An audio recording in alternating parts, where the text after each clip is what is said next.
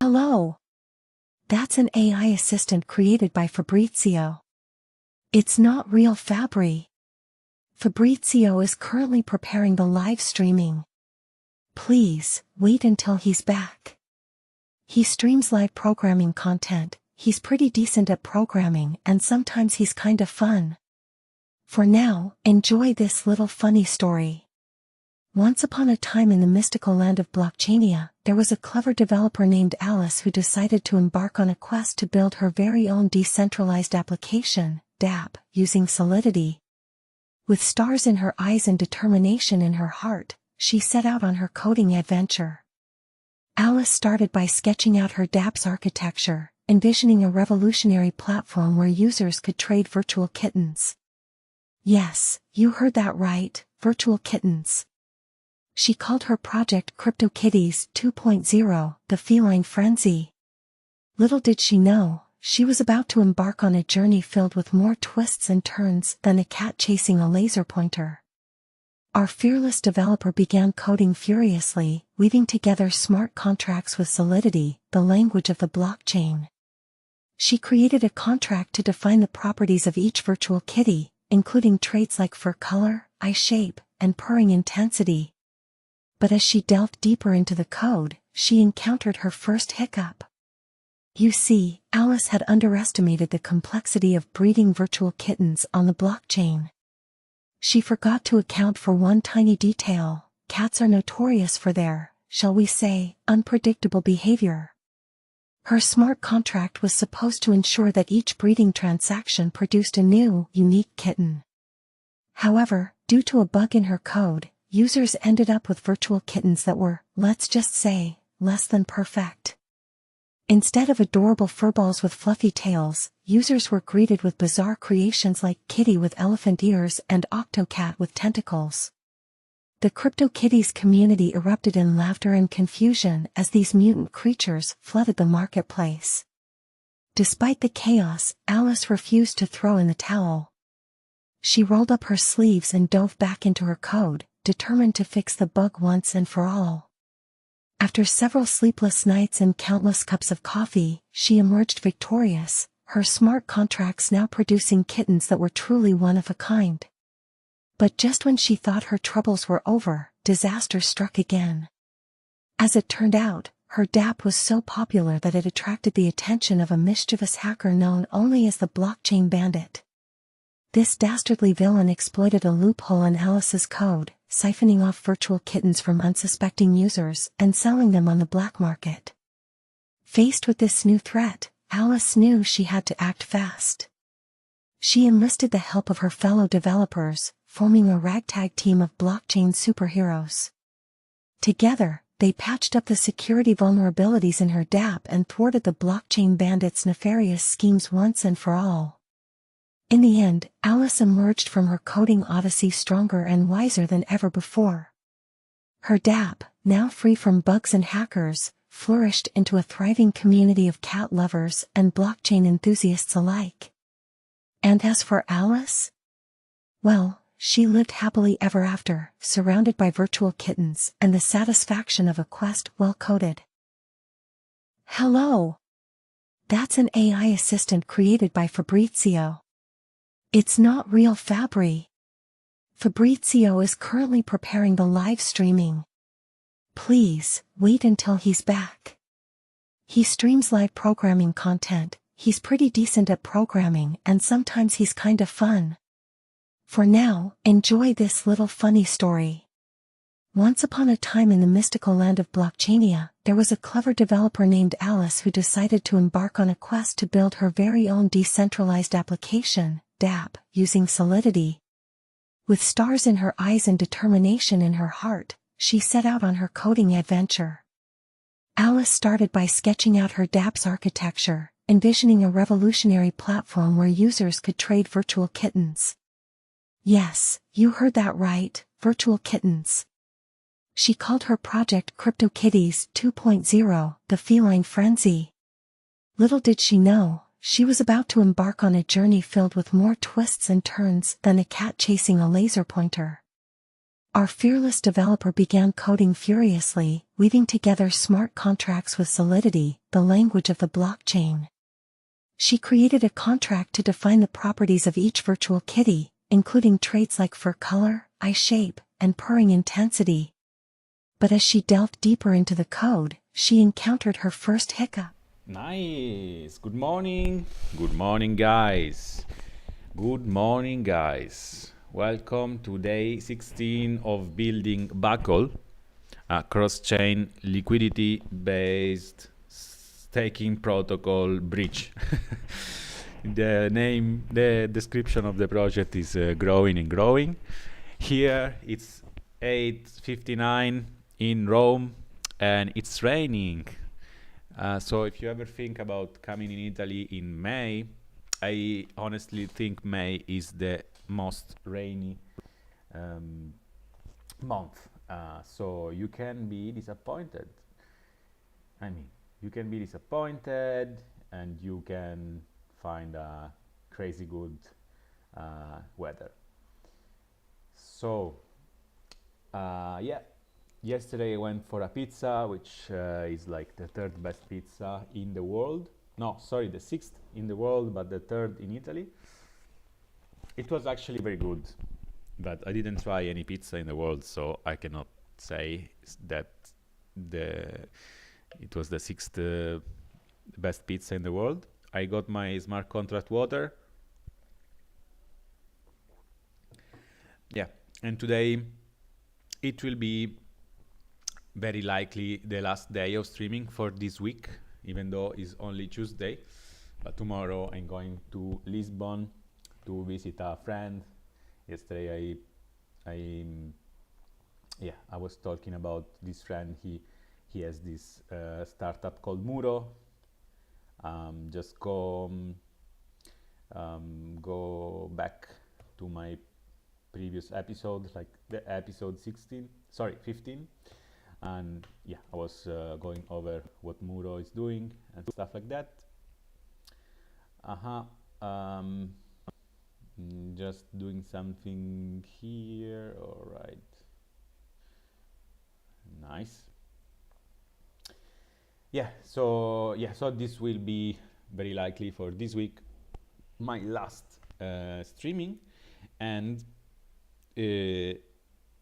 I don't know if I will have time to work this week because I will be visiting Lisbon, and then next week there will be also non-fungible conference and FC non-fungible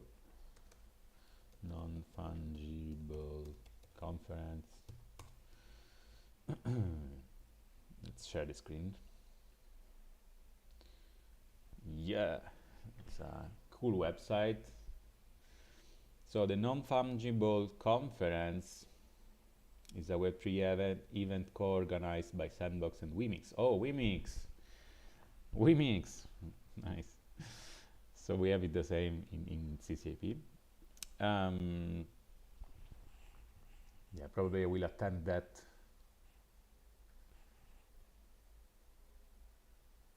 So probably I will do async some more testing of Buckle, and I will ship an app on probably on Spheron.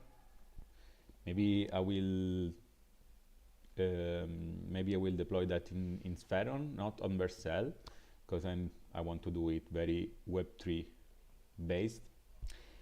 And Spheron is a great tool, a great product to shipping decentralized. Actually, it provides a range of Spheron protocol. It provides a wide range of Spheron network. It provides a wide range of products like GPU compute. Simply deploy and scale. Access unlimited GPU power instantly, affordably. Those are the partners: Deepin, Revolution. To be honest, I'm not sure what dpin is. Sophisticated framework designed to optimize GPU provisioning and ensure frictionless transactions. Yeah. I mean, I'm using Spheron to deploy a front end, but they are doing crazy stuff.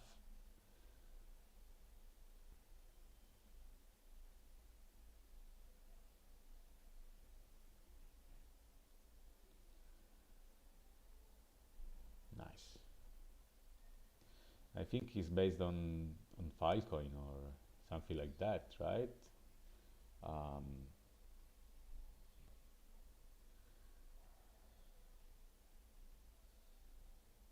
Like bacalao. No, I'm not sure about that. I may be telling some bullshit right now. I know that they are for sure backed by, or they was at least backed by Filecoin, but I don't know. Okay, so buckle up because we are going to build buckle.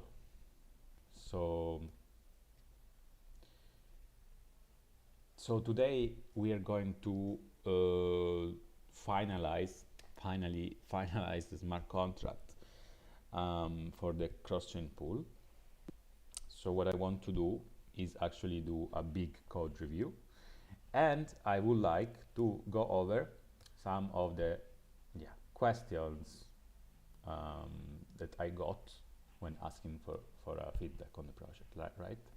So can you see the screen? No. So those are my notes. Now you should be able to see my screen. Yes. So some notes to go, some points to go over. What happens during edge cases, like bridging more money than available in a pool? That's a very good question. That's a very good question, and I'm super happy to answer. I have here my iPad where I'm gonna draw it, and I'm gonna explain why this event never happens. And this is interesting to point out because it means that it's something that actually is important, and it's something that I thought beforehand. Okay, I thought about it already. So the structure of buckle is like that. We have two pools. We have no.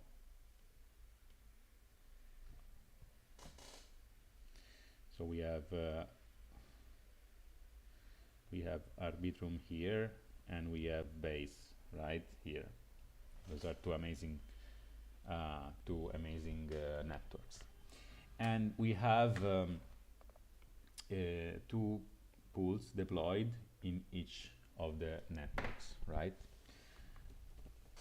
So each pool holds the accounting for the other one. Okay, no, wait, let's start even from before. So we have, I built basically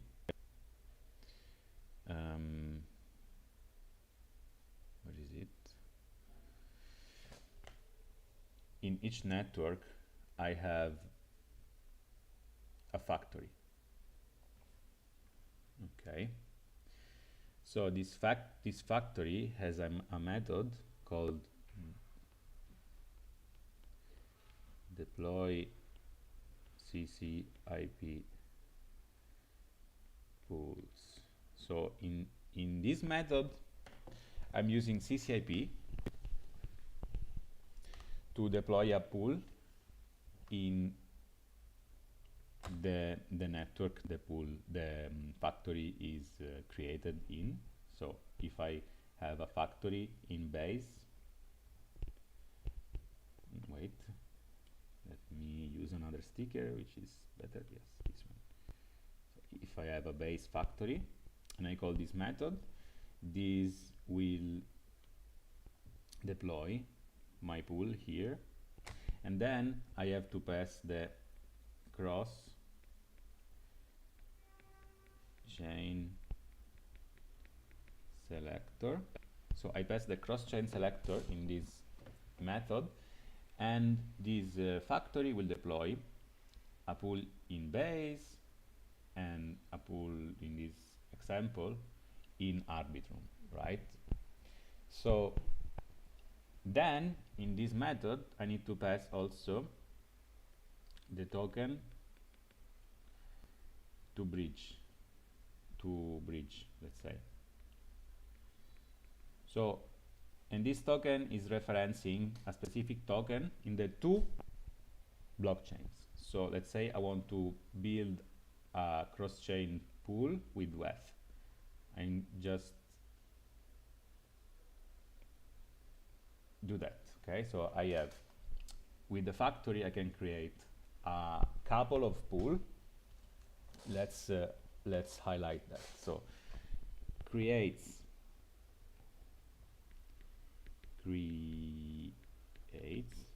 a pool pair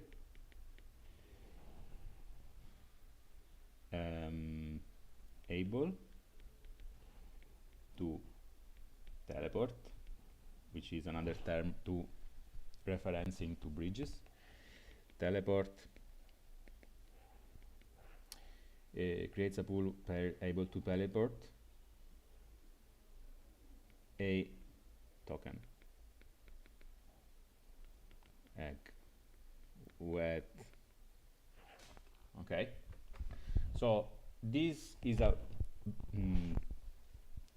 binary relationship, right? So those guys, they just exchange WETH, right?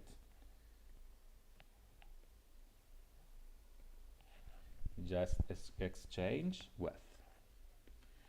Okay, so given all of this information, the thing I wanted to answer is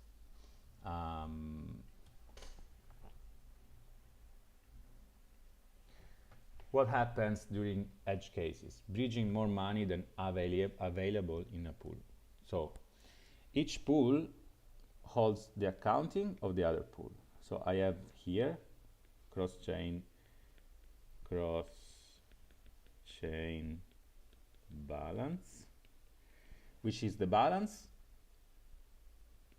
of this pool, and here same, I have cross-chain bal, which is the balance of this pool.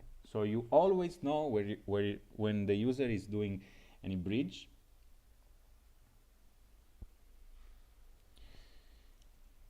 you always know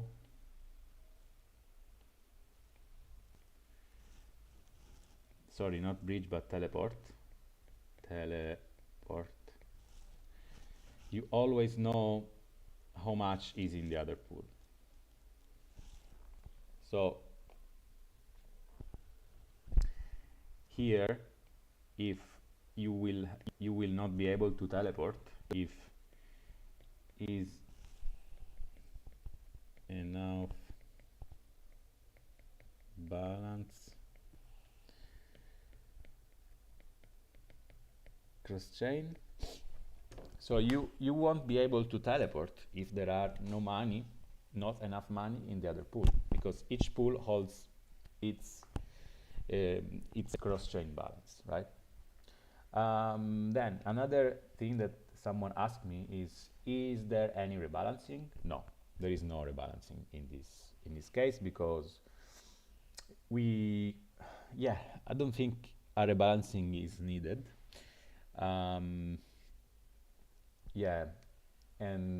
maybe can be needed if there is too discrepancy in the two pools, but in this version I didn't actually plan a way to make the rebalance. Ideally, each pool should have a different fee, so people is more incentivized to deposit on a pool, because if you have less token than the other pool, the other chain, maybe you can be more incentivized to deposit more tokens. Maybe I can implement this later on.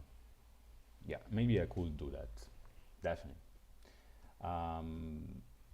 Yeah, and so is there any rebalancing? No, not at the moment.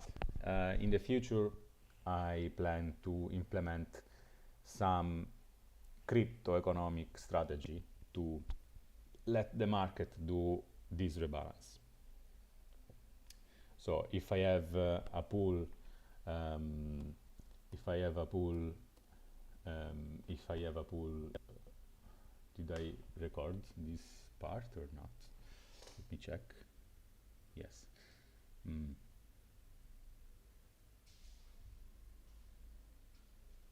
Yeah, probably. Yeah. So if I have a pool in base and a pool in Arbitrum, and there is a huge difference between the liquidity in Arbitrum and the liquidity in base, who has less liquidity has lower fees, or maybe pays more fees to the liquidity providers. So other liquidity providers are incentivized to get into that pool. But for now, for the hackathon, I didn't implement that. What is the invariant of the protocol? The invariant of the protocol, actually I wrote it somewhere. Invariant. We want the ratio between underlying tokens and LPTs to be always more than 1. So you should always be equal. You should always have the same amount or more of the liquidity pool token, comparing to the underlying tokens. So basically, one LPT should always be one LPT value should always be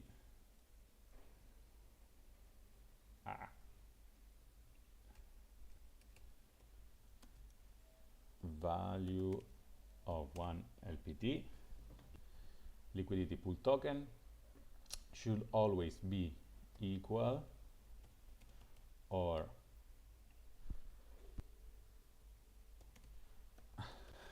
sorry guys, so this will be value of one LPT should always be equal or less than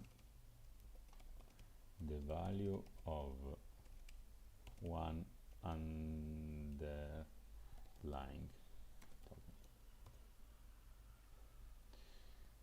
token.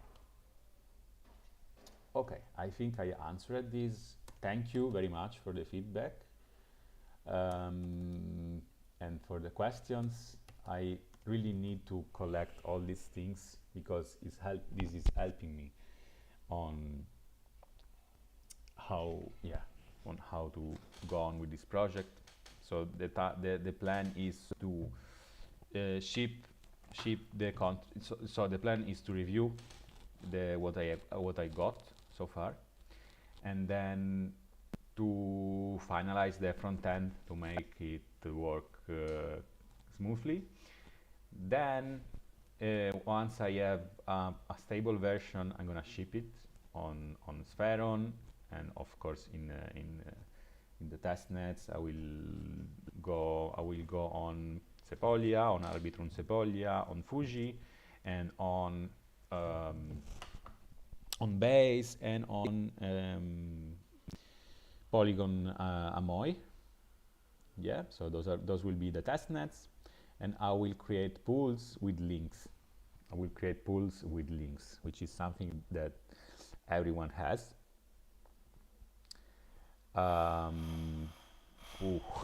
Need to close the door because someone is doing a lot of noise.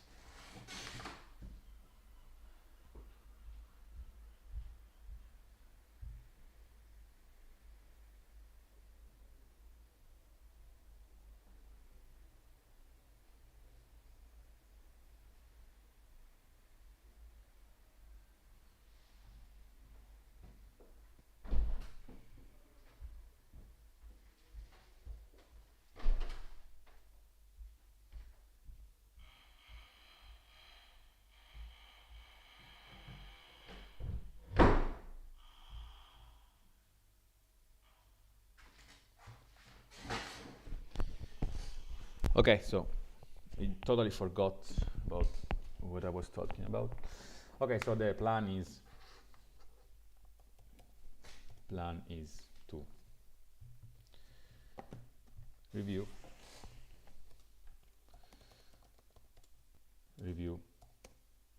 finalize front end. Come on, front end. Deploy pools on Sepolia, ARP Sepolia, Fuji, and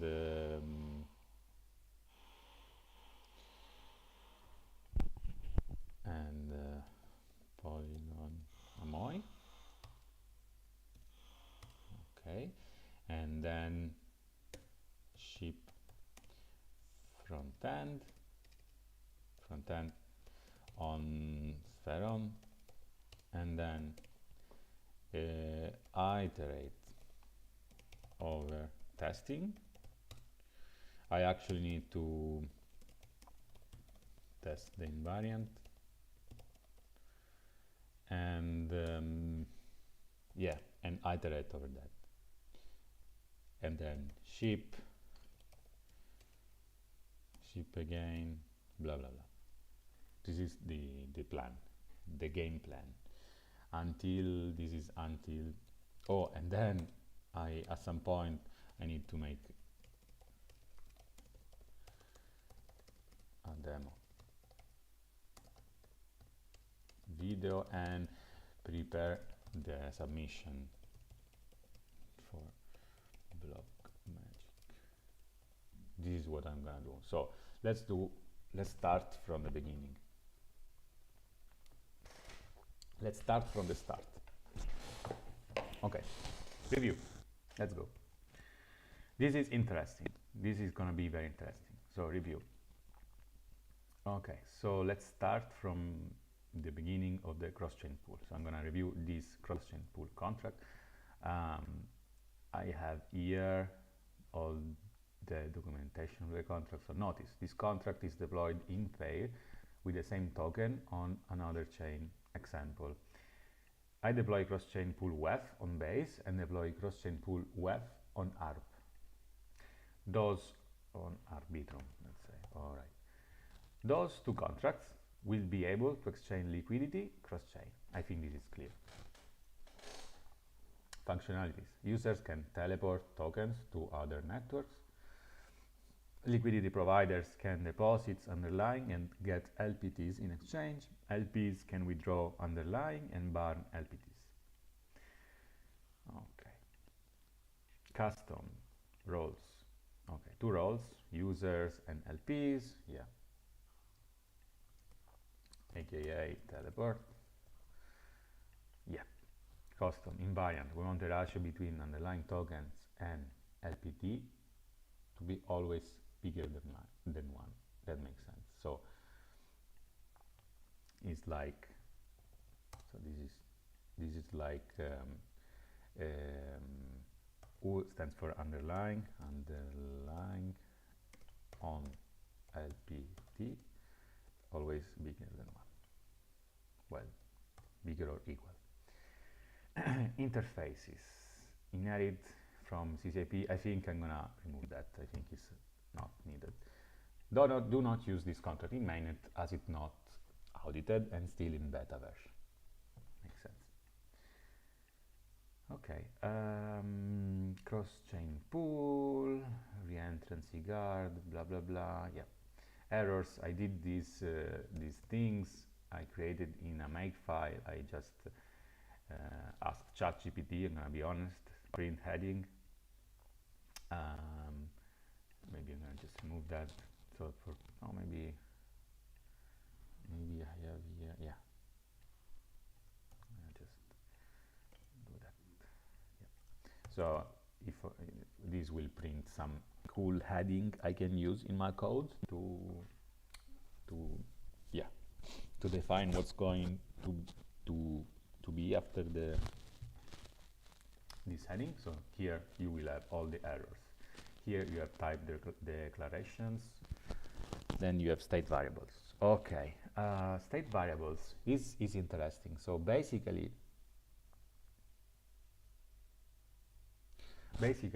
you have a storage layout, and storage in Solidity is processed in slots of 32 bytes. So you have one slot of 32 bytes, and you can put as many variables as you want. Important is that those variables are less than 32 bytes, otherwise you're gonna take another slot. So you have 32 bytes, 32 bytes, 32 bytes, and let's say here you can put some uint 8 times 4, because 8 times 4, 8 bytes times 4 equals 832 is like 32 bytes, right? So these 4 uint variables will be in the same slot, and accessing these will take less operations. Accessing these variables will at the same time will take less operation, and it's better for the storage layout, right? Address is 20 bytes. uint64 is 8 bytes because it's 64 bits divided by 8. This is not address, but this is treated as an address, so this should be 20 bytes if I'm not wrong. Then last sent message ID, this is 32 bytes, so this is 2 storage slots. Those are all 8 bytes. Okay, so this is 32 bytes, but actually the fee BPS is basically the fee percentage. So in this case it's like 0.5, something like that. Let me check here. So here is this is 5% fee. Okay, for the Buckle protocol. So this thing I took an entire slot for that, but I need to store just 500, right? So basically uint 256 means that if I have a variable which is uint 256, which is of type of uint 256, I can store basically numbers up to 2 at the power of 256, which is 256 is this number here. It's a huge number. If I have uint 8, it will be 2 to the power of 8, which will be 2 power of 8, which is 256, right? Equal 256. So 256 of course is less than 500, so I cannot store this variable in 2 to the power of 8. Let's do and then uint 16.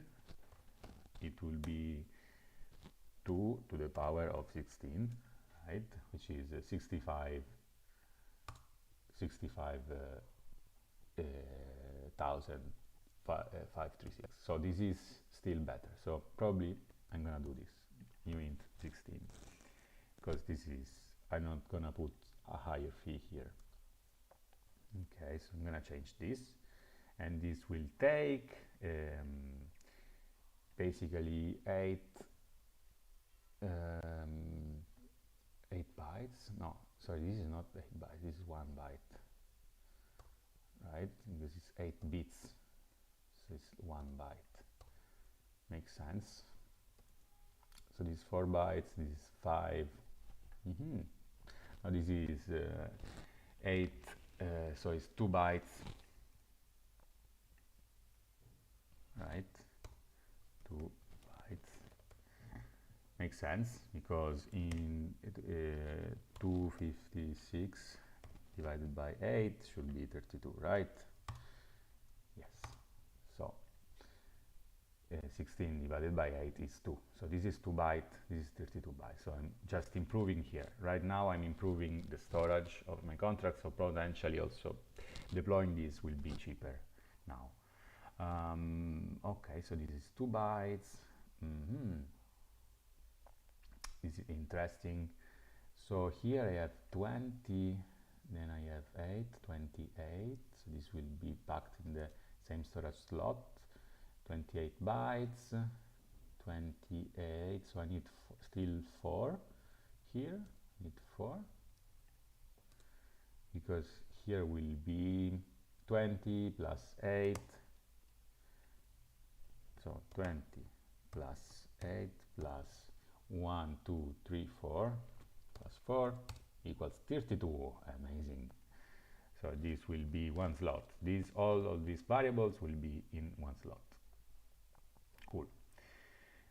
Okay, so this is another 20, 32, 32, this is 2. Maybe I can move it up here. This 22 bytes, and this is gas limit. Okay, gas limit is 100,000. So this is variable. I'm gonna change it later. So let's do, so we say that 2 to the power of 16 was 65,000. So I need a number which is higher than 100,000. So this is very high. 2 at the power of 16. Just I'm not sure about something. Types, solidity, yep, this one. Value types, integers.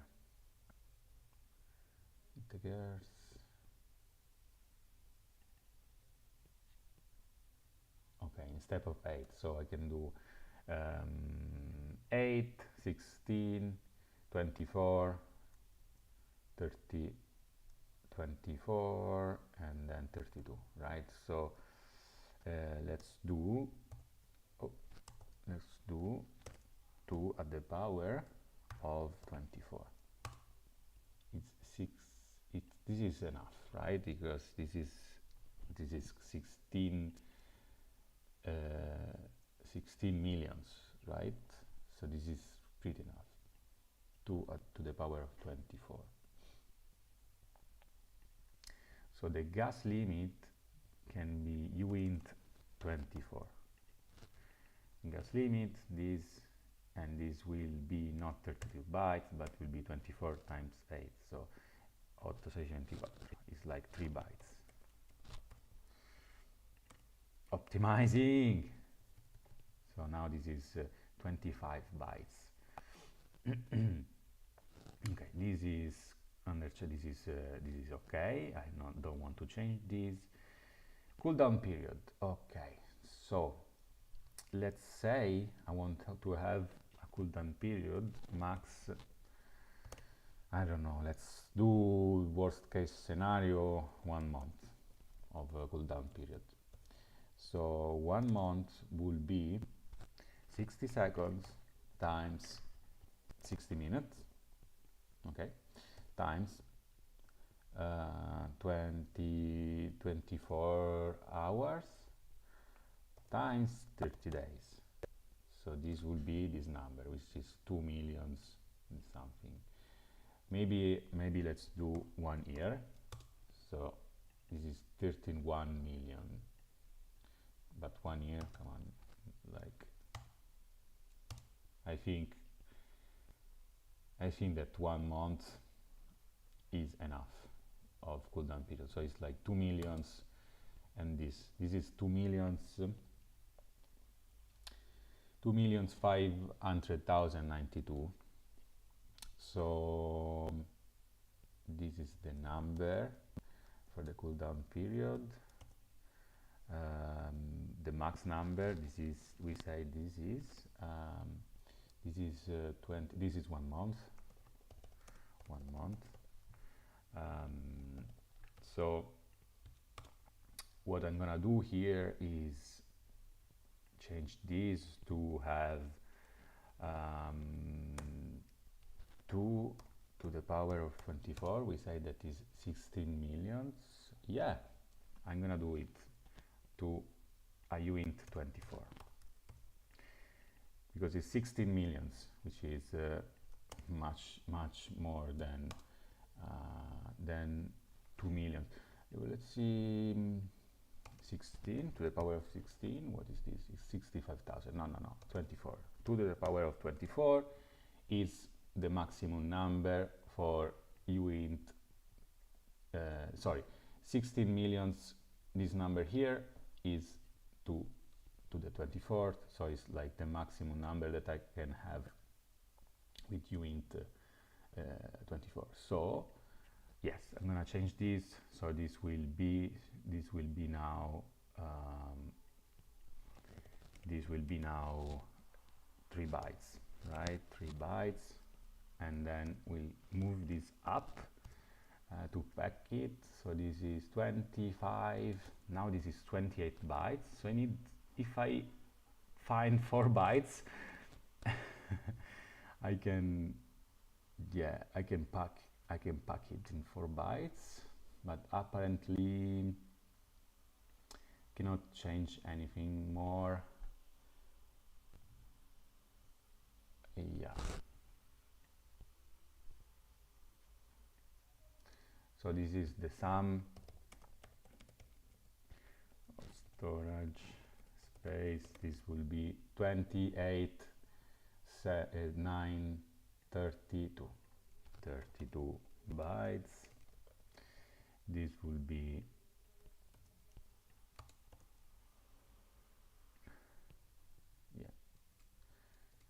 this will be so far, that's 1 month. Sum of storage page, this is 25 28, so I still have space here. Then I have here an address which is 20 bytes, and this is 32 bytes, and this is 32 bytes. I cannot change that.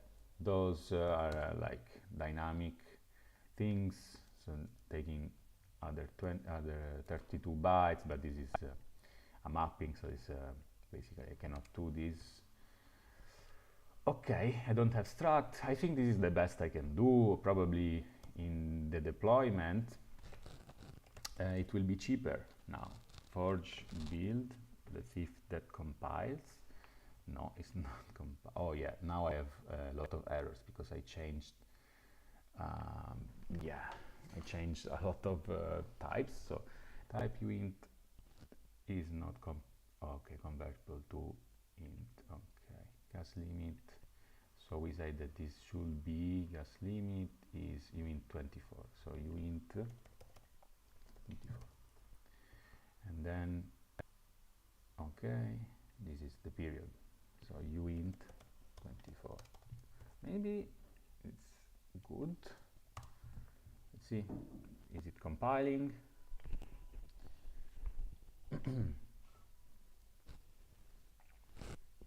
Yeah, it's compiling. Is the forge test working? Probably not. Forge test. Okay, bunch of them are failing.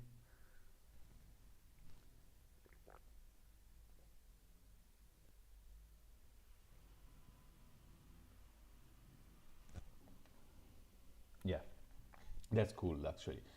I like it. So buckle cross. Okay, this is test pool deployment. Let's go in cross-chain protocol test pool deployment. Why don't I have this? Cross-chain protocol test, cross-chain pool test. Okay, test pool deployment, cross-chain pool test. Yeah, this is the name, right? So the name is buckle cross-chain pool test. It's correct because yesterday I just changed the way I set the name of the pool. So now the name of the pool is buckle as a prefix, and the name that you pass when you create the pool, and the symbol is BCK plus name. Okay, Maybe I should also put the chain ID. So interesting. No, I won't do it now. Okay, so this will pass right now. Test redeem, cross-chain pull test. Okay, this is not working because in the redeemal, what I did is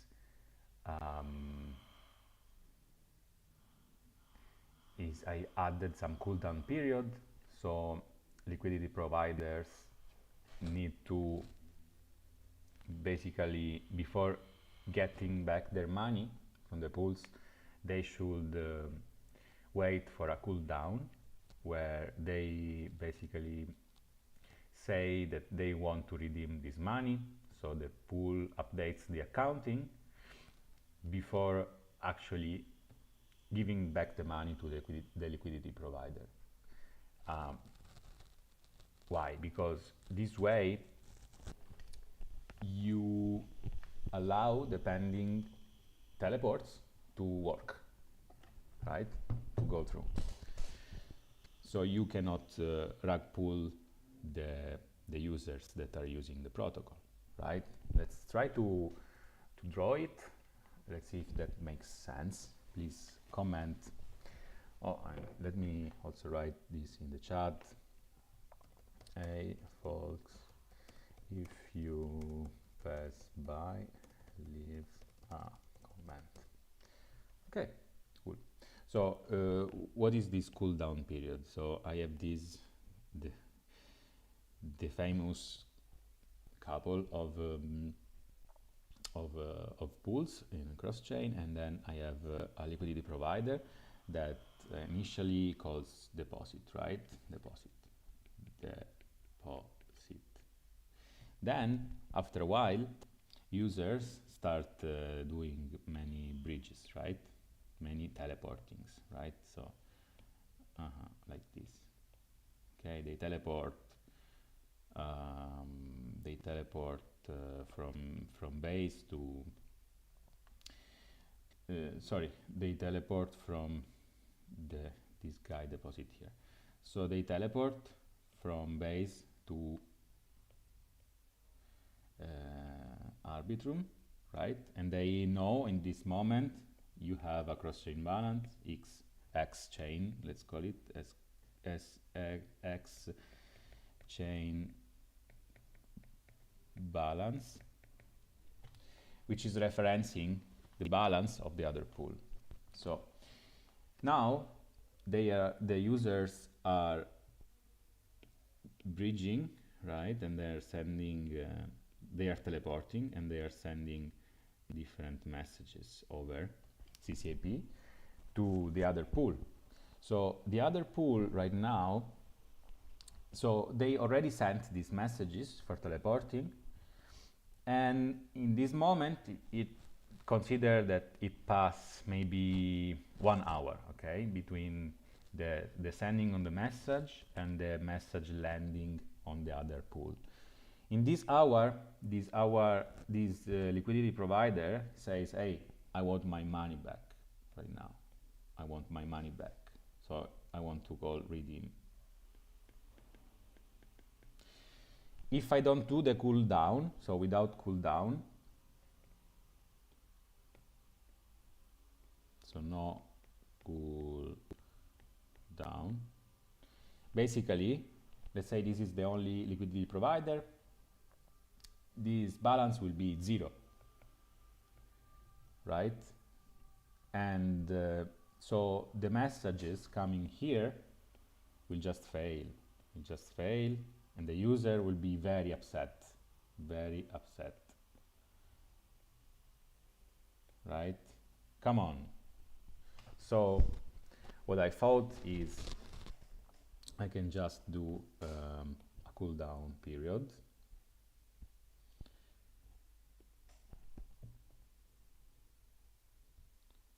I can just do a cooldown period. So in the cooldown period, basically, before this guy calling redeem,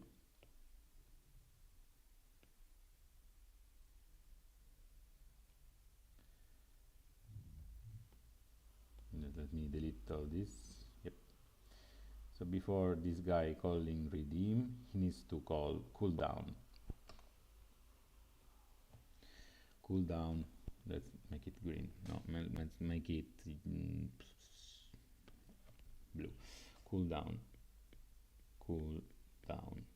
So we will say, okay, here the balance. So cooldown like this. Here the balance is like minus amount. Okay, so but it won't transfer back the money, so no transfer, no transfer back, underlying line.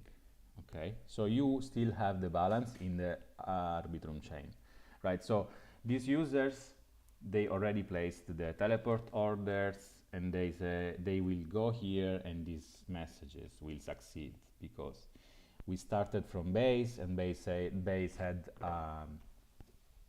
the count of the balance of the pool in Arbitrum. So at that moment the bridge was possible, the teleporting was possible, and then so they probably will land in Arbitrum and they will be able to get their money. Yeah, so liquidity provider call cooldown, so it will pass 6 hours. So ideally in 6 hours CCP has shipped the message, and the next orders coming will basically take in account that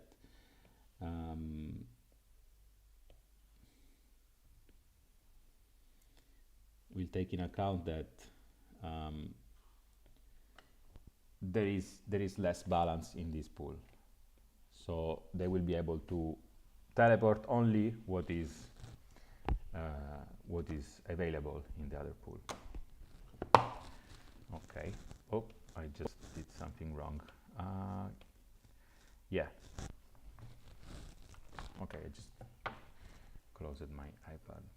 All right. Now can you see it? I don't know. No, because I closed the thing. Yeah. Okay, cool. Okay, let's go on with the review of the code here. So the test now was failing. Test redeem. So here in test redeem, I deposited, then cross-chain pool approve, cross-chain pool redeem, value 1, value to bar, yeah. Yeah. Come on to do cross-chain pool.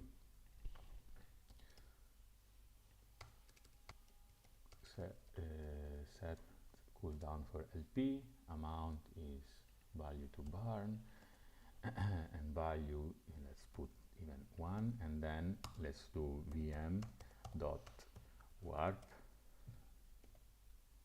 no, yeah, warp block dot timestamp plus we say that is 6 hours, so let's do like 24 hours. Yep. Now if this should work, let's see.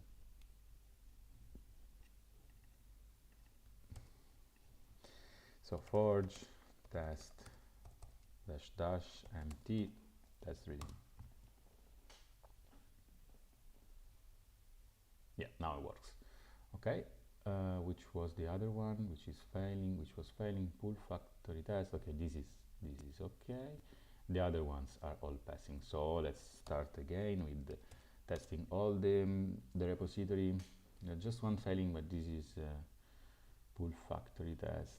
This is actually okay. Let's have a look at this. Pool factory test,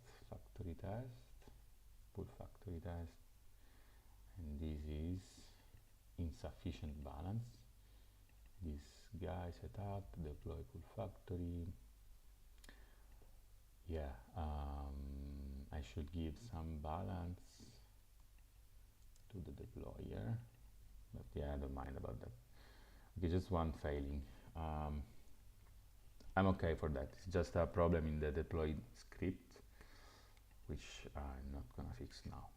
Okay, so getting back to our contract. So here we just reordered the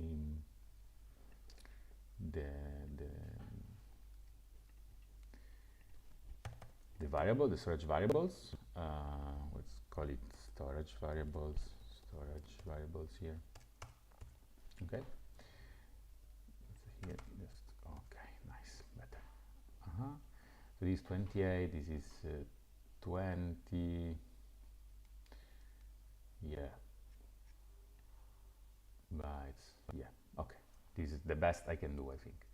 Then this is the events. Okay. I went through them yesterday, so it's all good. These are the modifiers. Okay, I have a lot of natspecs to fill up. Are senders and selector allowed? Check if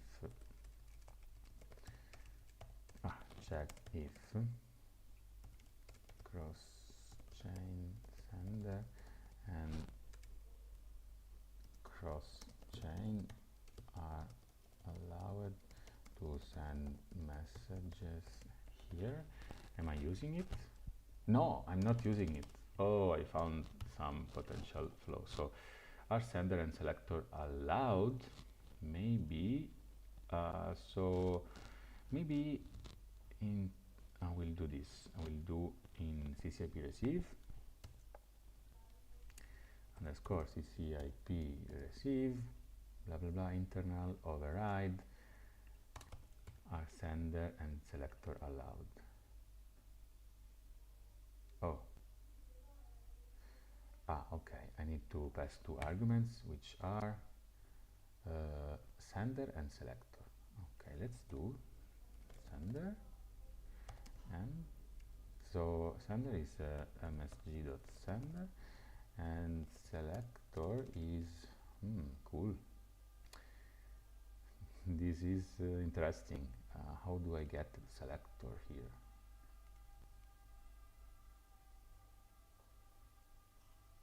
I think in here I need to event message. Let's look into it. Let's do this client here. It's not going into client or what? Okay, CCIP contracts, libraries, yeah, V8 CCIP libraries client. So any to AVM message is the one, right? Come on. Wait. CCIP receive any to EVM message. So any to EVM message, yes, the source chain selectors. So here I can do any to EVM message dot dot source chain selector.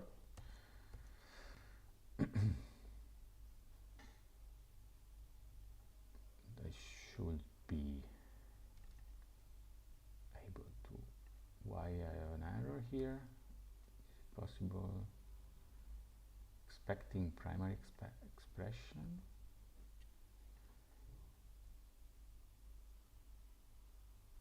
Bytes sender from an EVM chain.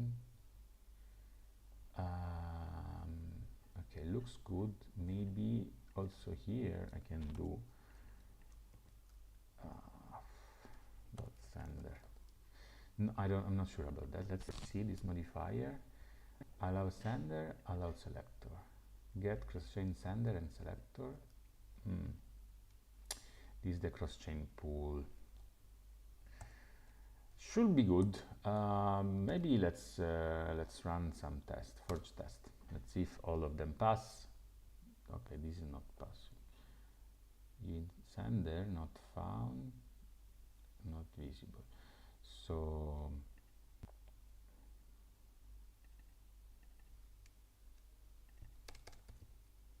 let's try this. Yeah, maybe this. I'm not sure about that.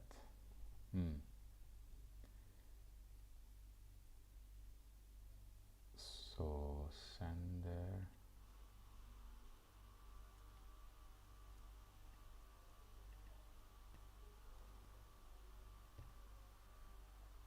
bytes. This is bytes. Oh. Okay.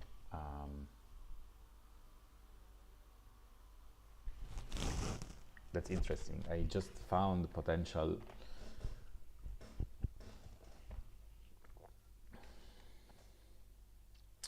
bug.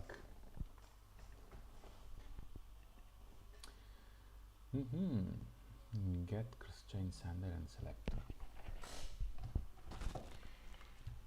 Let me think about that, because I cannot. Yeah, I just need to check if sender and selector are allowed. But here in this object, I cannot do that because solidity throws some compile error. Invalid type for argument in modifier invocation. Invalid implicit conversion from byte to memory, from byte memory to address requested. Yeah, the sender is actually, what if I do message.send, msg.sender? msg.sender will be the router. So this will work, but the test will fail. Yeah, exactly. The test will fail for sure. I'm 100% sure. Let's see. Because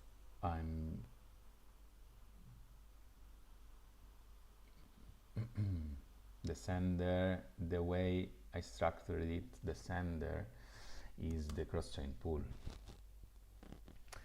So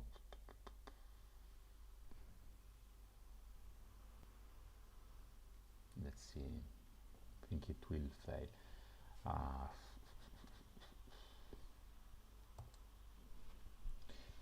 I need to, yeah, receive error. Oh, I have again that error in the setup. Really? Let's just do that 1 second. Let's try to test again.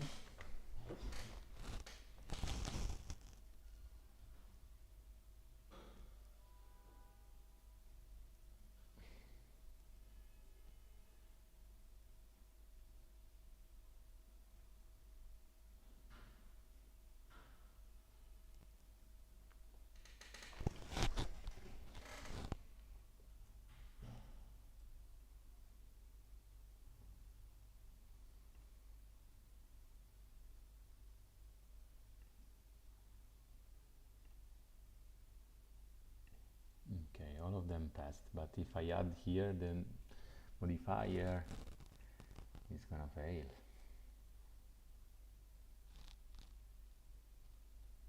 That makes sense. Because the sender,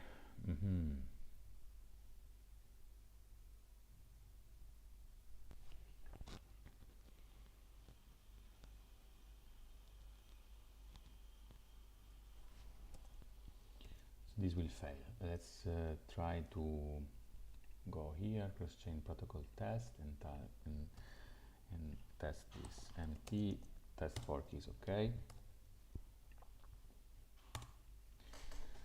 Let's see where does this guy fails. I think is VVVVV. It's like out of gas. It goes out of gas. Yes. Crazy.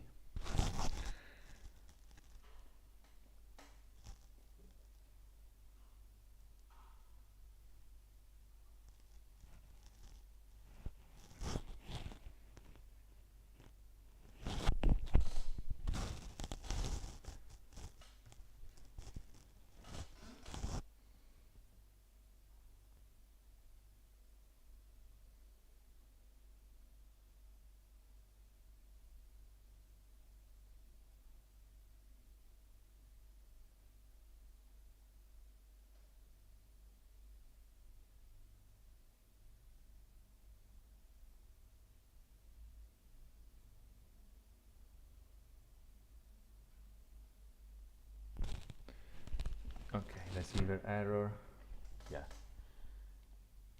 Yeah, but I don't have, yeah, that makes sense. I don't have gas error. Yeah, this is failing as I thought. msg.sender dispense more gas.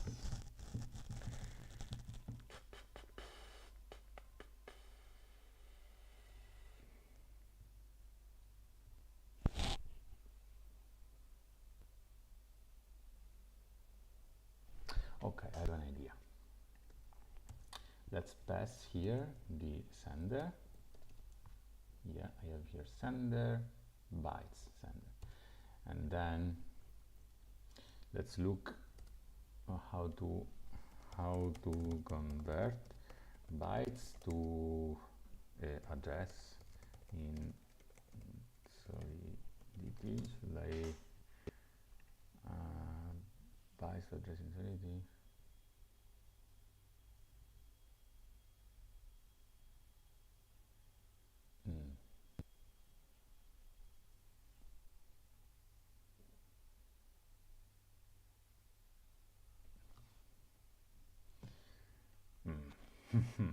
Let's see what is going to do.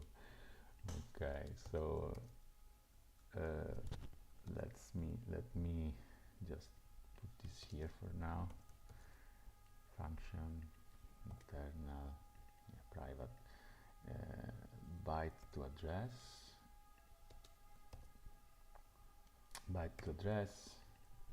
bytes sender. It's gonna put paste here. Address allowed sender equals this guy. So allowed sender and allowed selector. Get cross chains. Yeah, okay, sorry. Address allowed sender, decoded sender, and then if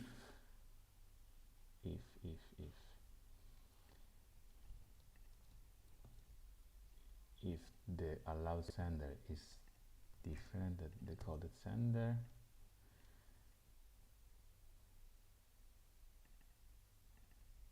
yeah, just change this. Let's see, will that work? Maybe and just use, I'm gonna just for now we'll do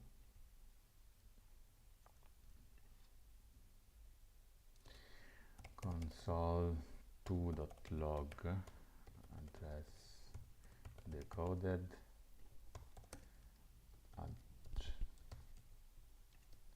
kinda it can make sense. Okay.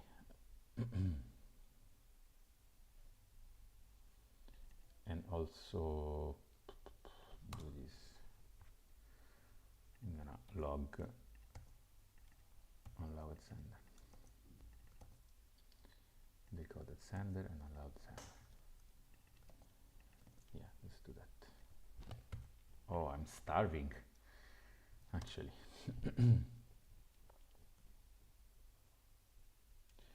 Bytes sender, bytes memory, bytes memory. I don't know how to trust this thing that I found on Stack Overflow. I'm not very proficient with the assembly, but maybe I will. I definitely need to understand better, but don't have time for now. Hopefully, yeah, you're seeing the screen. Yeah, and hopefully the streaming is still live. Yeah, cool. Okay, so this is testing.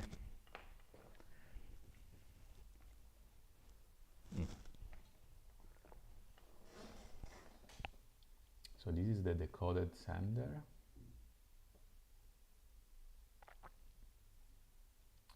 Okay, so this is decoded sender is basically it's not correct. Okay, load add bytes 20. I think. Um,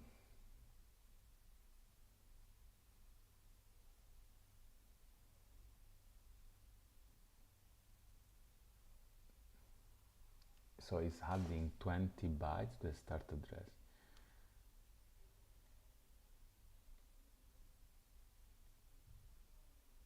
Okay, this is not correct, definitely. Mload bytes 20. So what is mload doing?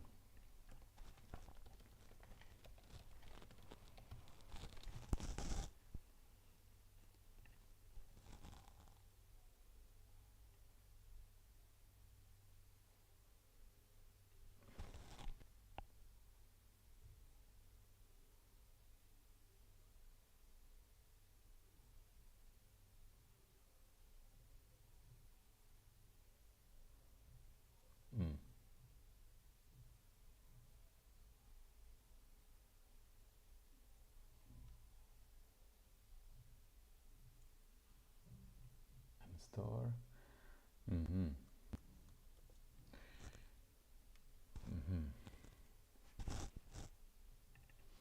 What if I just do that? Will it work? No. Mload bys.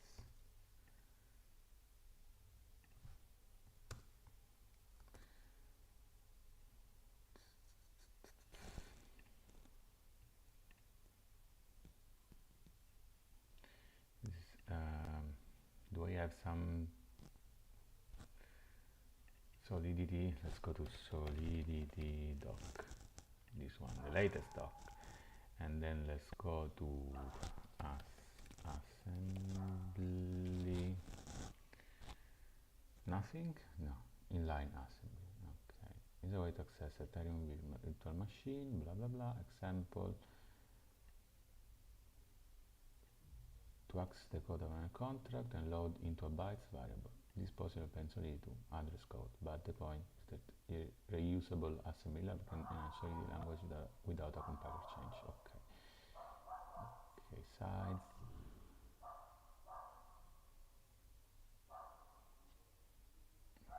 Okay, mload, mstore.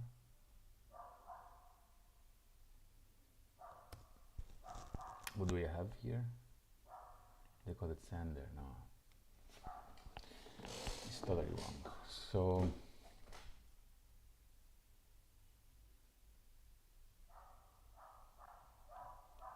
totally wrong. Okay.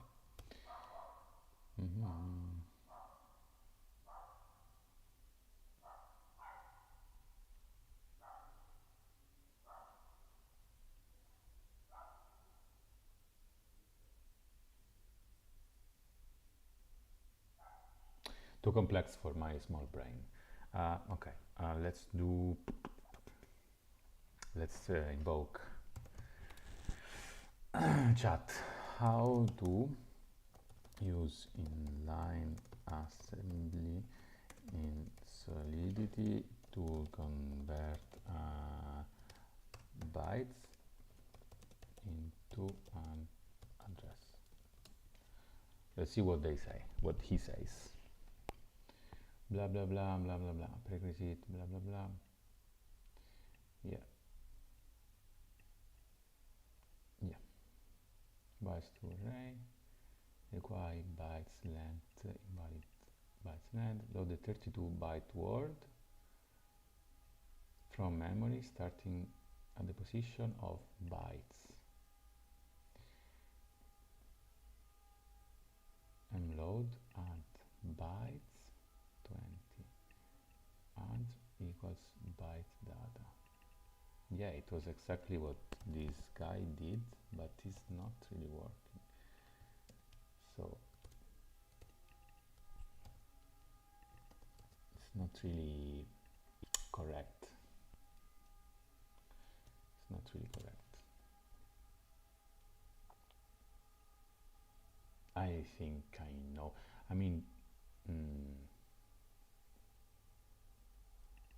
let's also stop on this one thing and do console2.log and then bytes. Let's log this. Let's see what is this. Console2 log. Why console2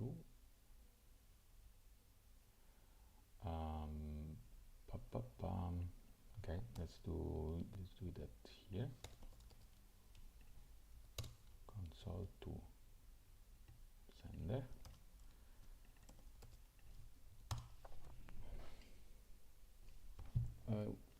Doing something wrong or what?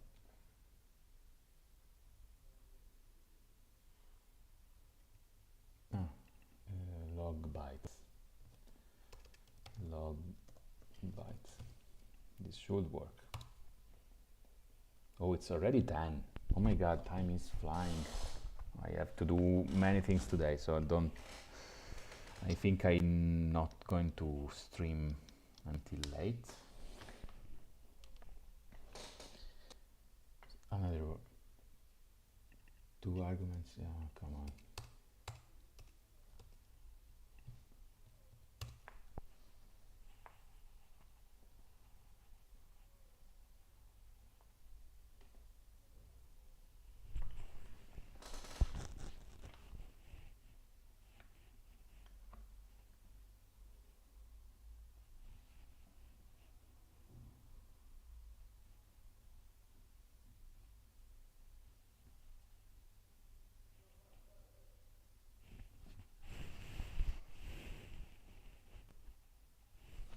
Okay, let's see.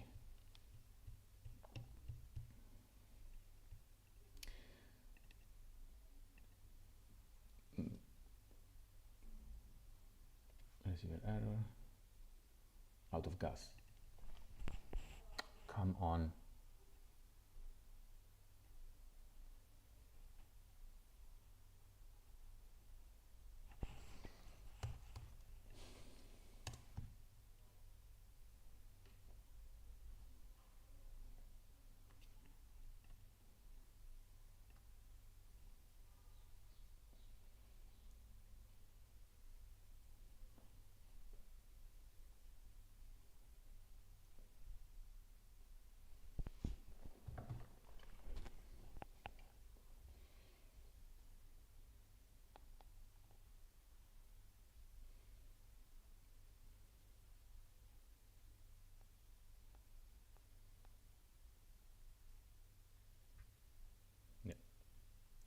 So I'm going to the gym at 11:30. Okay, so this is the error. Yes, this is the error. Hello sender, this is the code. So let me count this. One. Oh, no. Can you go back, please? No, maybe what I'm gonna do is decoded sender, allowed sender. So this is the thing, right? That I'm adding 20. And I know that this is my beloved guy. So basically 1, 2, 3, 4, 5, 6, 7, 10, 11, 12, no, wait, 1, 2, 3, 4, 5, 6, 7, 8, 9, 10, this is 10, 1, 2, 3, 4, 5, 6, 7, 8, 9, 10.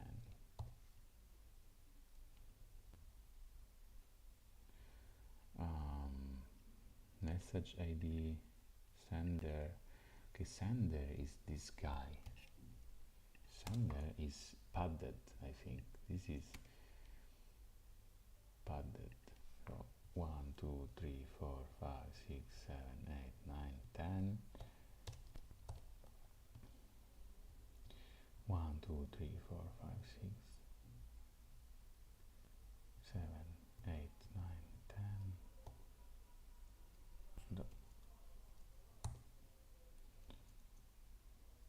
Yeah, it's basically this is the address. So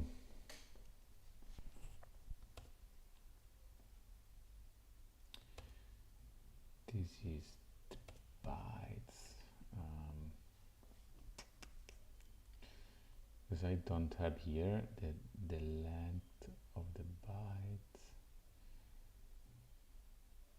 Okay, this is a byte array. It looks good, but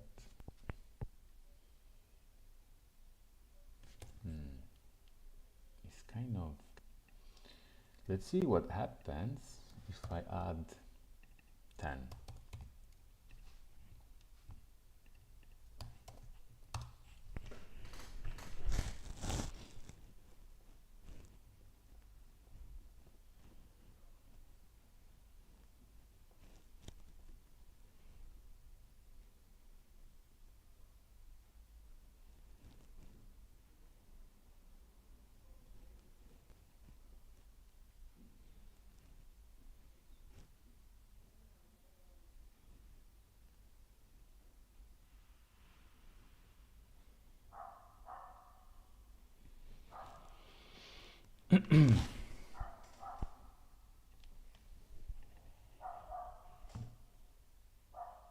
Okay, I only have this. And what if I add 40?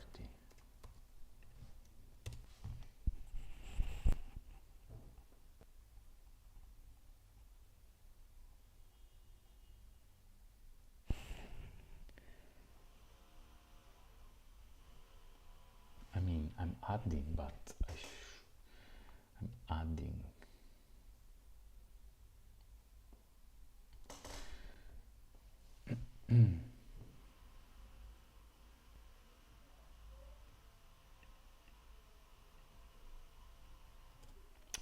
Not, this is not really working.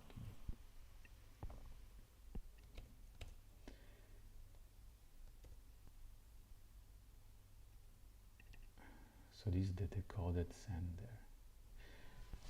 This is the decoded sender.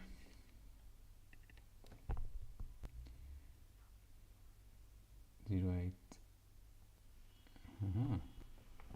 Totally wrong. This is totally wrong. Add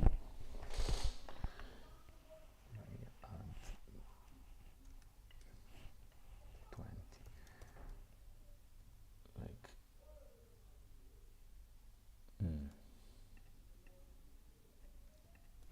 Sorry, if I just copy that, right? It's the same. Load, add, bytes 20. Yeah. So. Let's see. ChatGPT is not very helpful, as always. How to cast address from bytes in solidity assembly.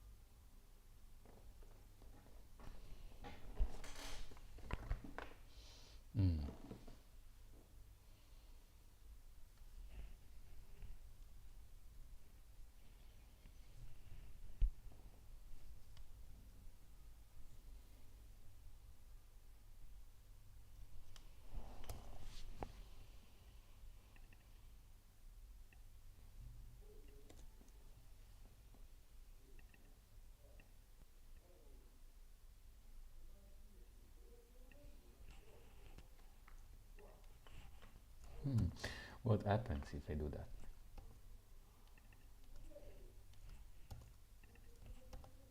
No.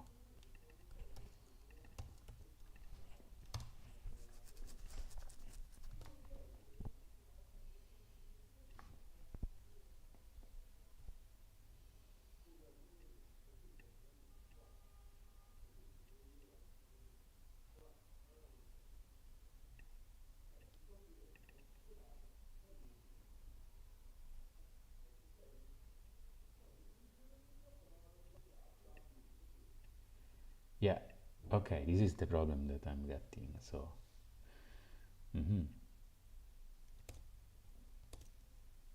you're just leaving an offset of 20 bytes before loading into memory the next 32. So you'd be getting here 12 bytes of zero left padding. Yeah, plus on the actual data. Yeah,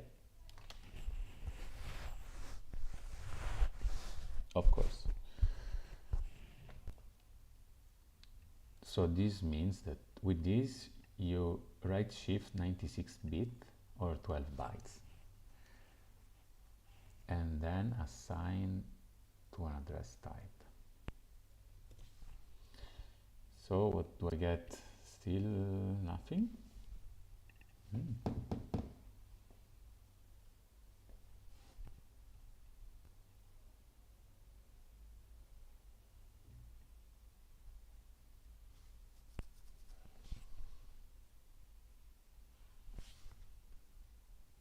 Sorry, what if I just pass bytes? What is, I don't really know what this is, but let's try. What sh, don't, isn't there like assembly solidity guide, something like that?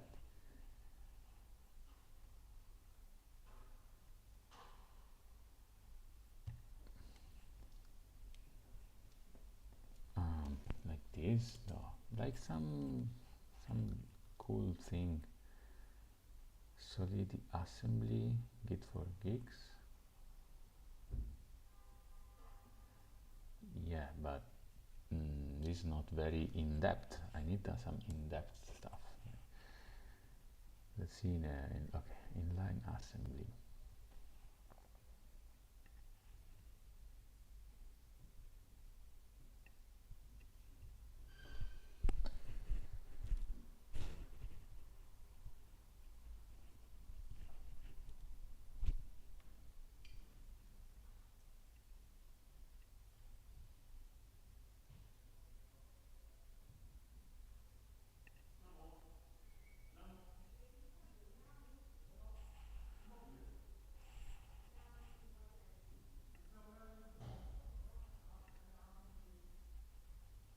My god, this totally returning me zero.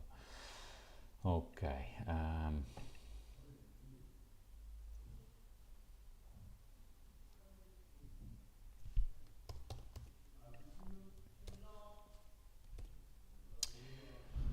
don't know. I'm starving. Just add some eggs for breakfast, but I'm really starving. I don't have anything at home. I need something to eat. Can I buy some pizza with some Bitcoin? I will pay half Bitcoin for one pizza margherita right now. Yeah, so what I'm doing is I'm trying to decode an address.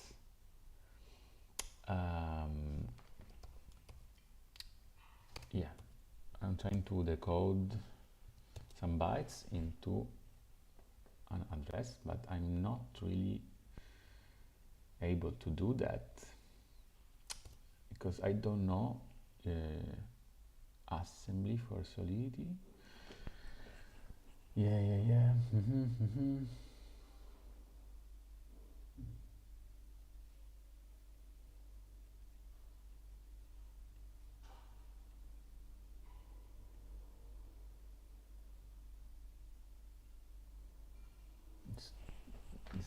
It's like it's totally another language.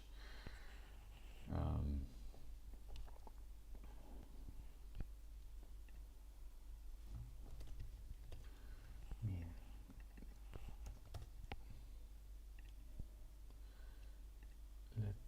Let's do assembly and load.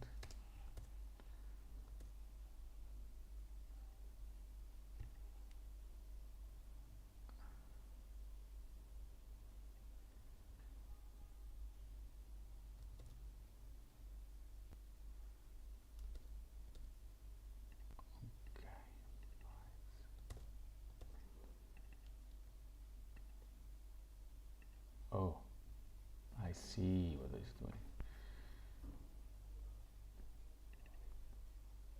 So just 1 second. So like this address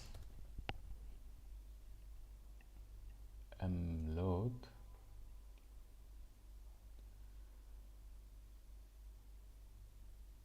Oh, I see. Wait.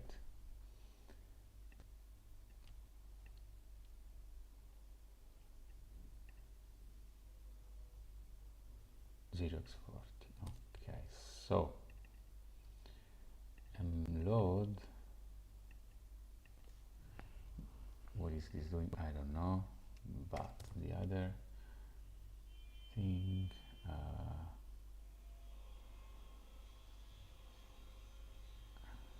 Just 1 second. No. This.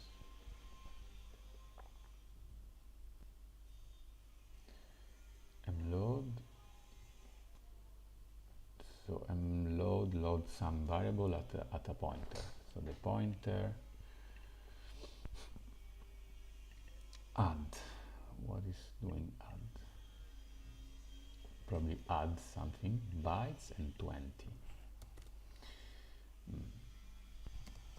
Load bytes. No, this.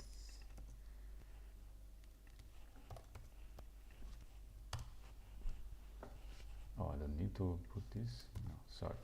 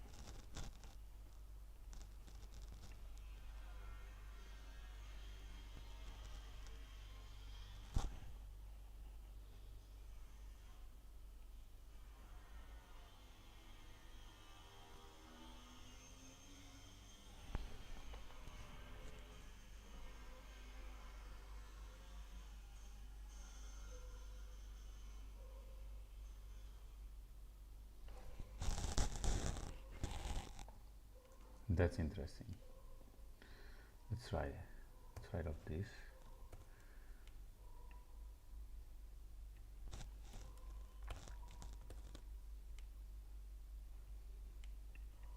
This won't work. I already tried it, I think. My god, time is flying and Ray needs to go in half an hour. I have a lot of stuff to do.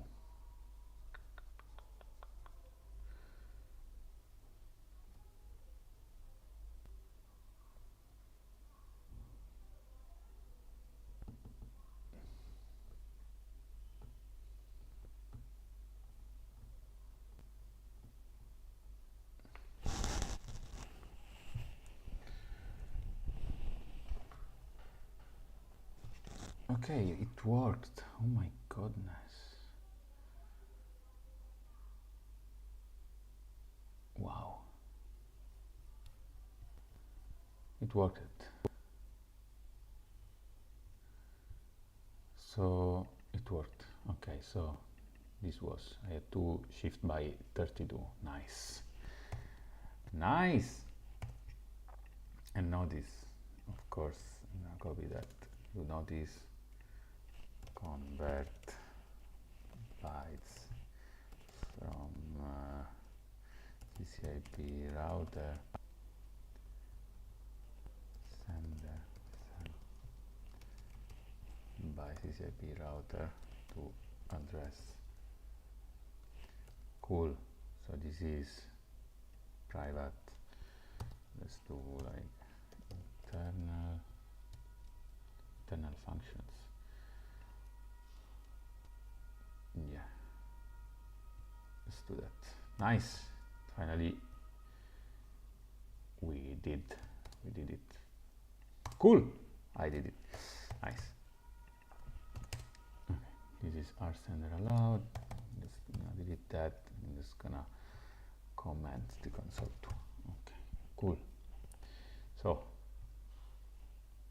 rsenders and selectors allowed. This is now working. Cool. And I'm using it. This is more than 0. Yes, I'm using it. If amount is, I mean, I'm gonna put the notice if amount if less or equal is 0, revert is correct token. Check if the token being deposited is correct. Check if user is a LP. Check if cooldown period is passed. Functions. Okay, instantiate the pool, create the pool, underline token. I should modify that. Okay, those are the params. And then, okay, I can leave it like that. Set values for gas limit used by CCIP send message functions.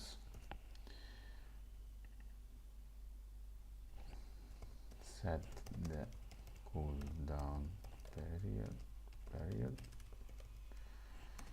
default 6 hours.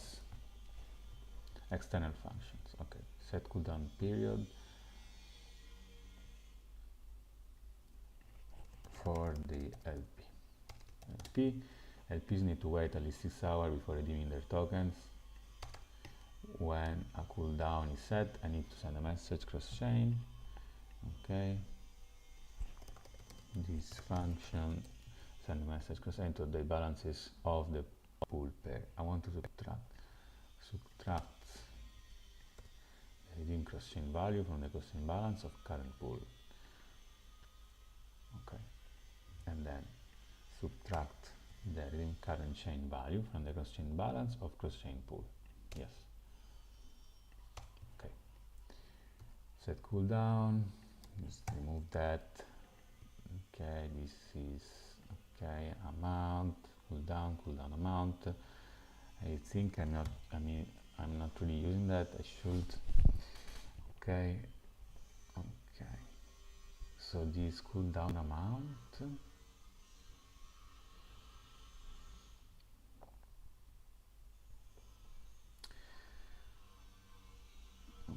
Okay, deposit, mint, LPTs.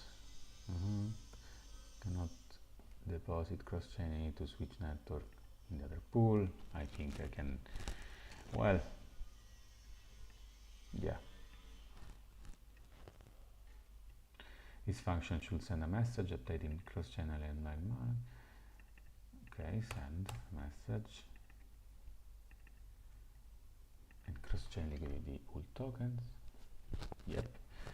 Token. The token to deposit as underlying amount. Okay.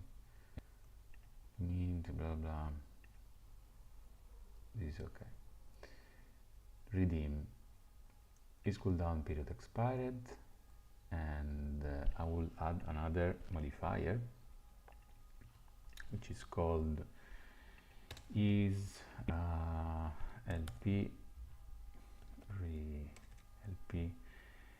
redeeming correct amount. So if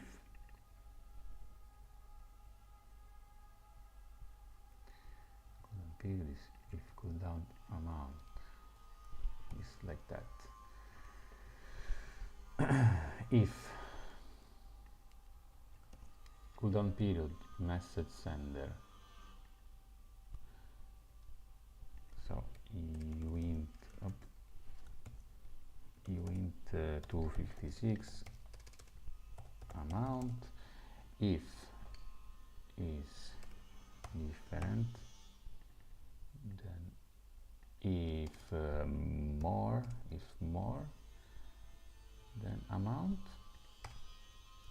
So if the liquidity provider is trying to withdraw more than the amount, I'm gonna do another error saying cooldown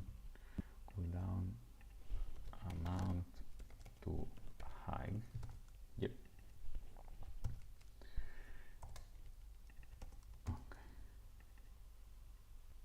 Let's see if that works. Check if the amount being redeemed is correct. Redeem.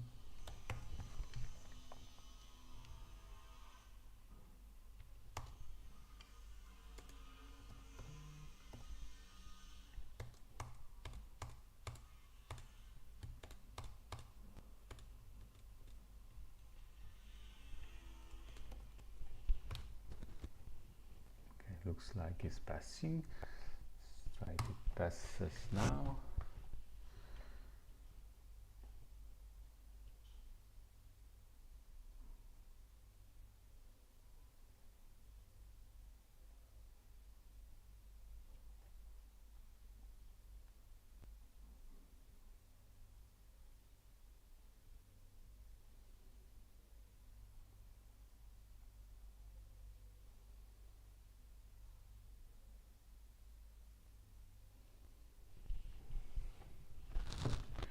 Wrong argument count in modifier invocation. Okay, yes.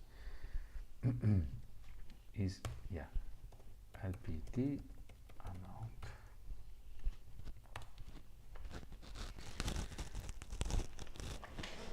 I love the care that I'm putting in this contract. I'm loving the love that I'm giving to this contract.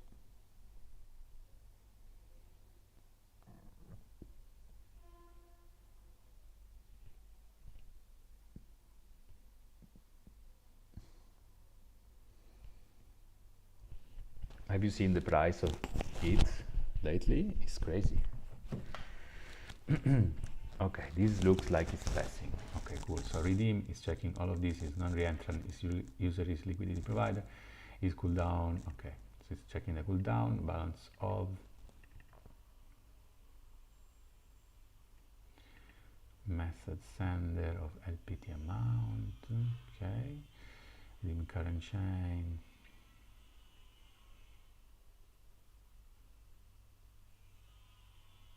Okay, I think it's all good. This can be like across, this can sending the message. I'm not sure about that. Yeah, okay, now let's go on. Okay, to do add access control only router, add cross chain sender, only router. No, this should be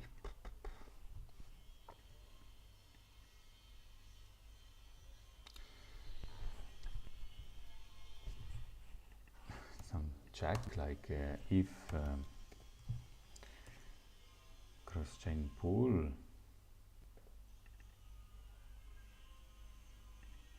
is already set,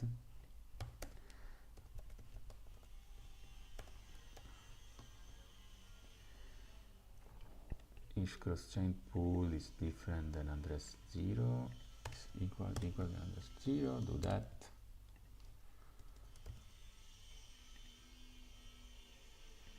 So you can only set once, basically.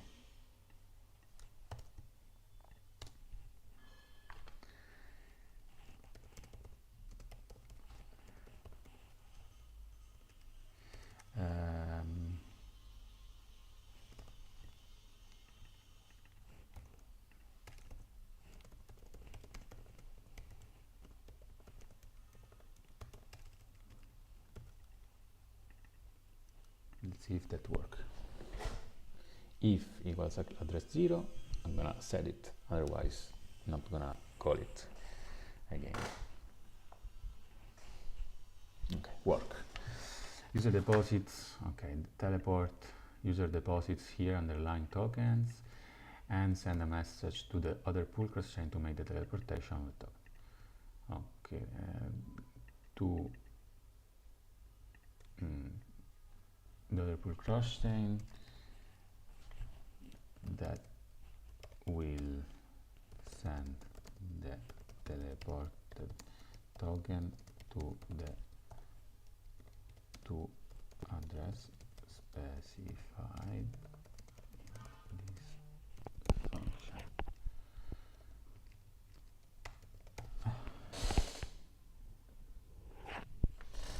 This function should also send a message updating this and updating cross-chain line balance, and also update here.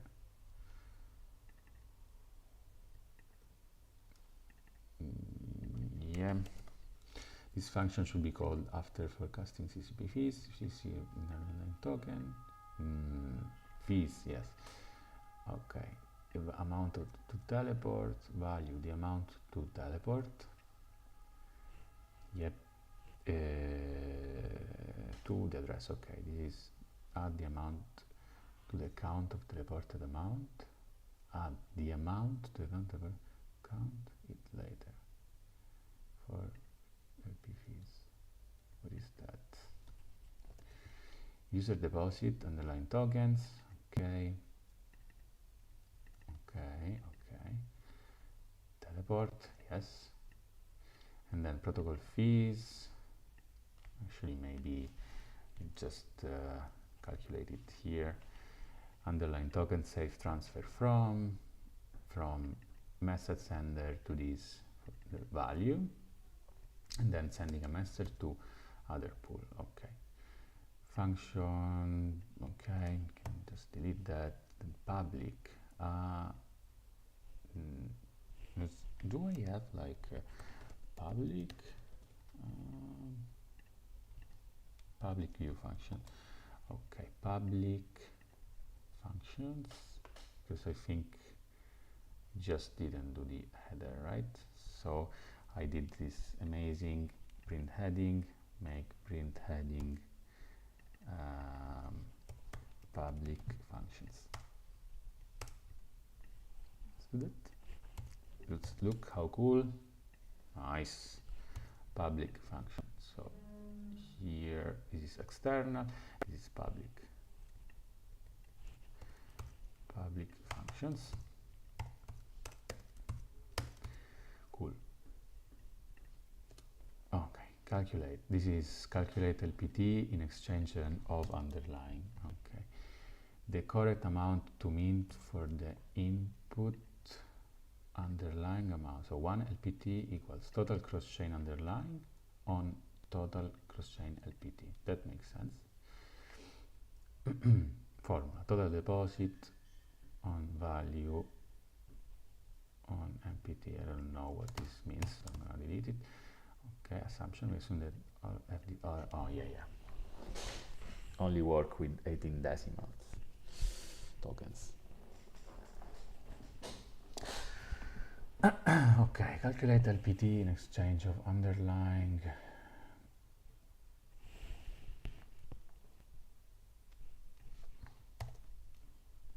Value of 1 LPT amount. Okay, this works.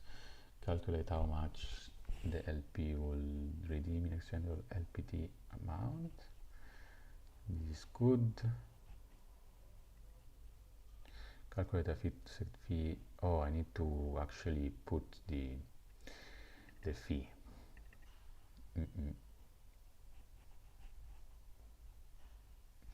But maybe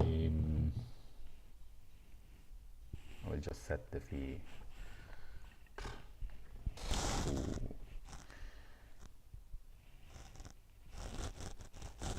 Hey man, oh nice that you commented. Very glad that you did.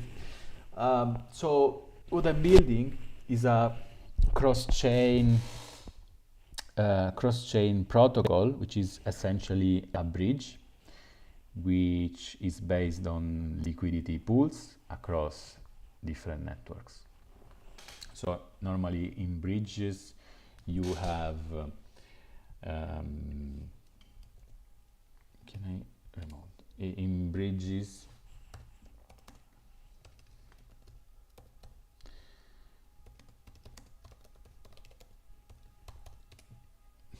yes, yeah. So in normal bridges you have on different chains you have this mechanism of burning on one chain. It is like this. Imagine that normally you have let's say base and arbitrum, right? And normally what happens when you want to bridge, for example, wet, you have some contract here that does burn, and some contract here that does mint. All right, so the user asks for a bridge, and this is what's gonna happen. It's burn here, then some external something external here. Even CCIP, even Chainlink does this.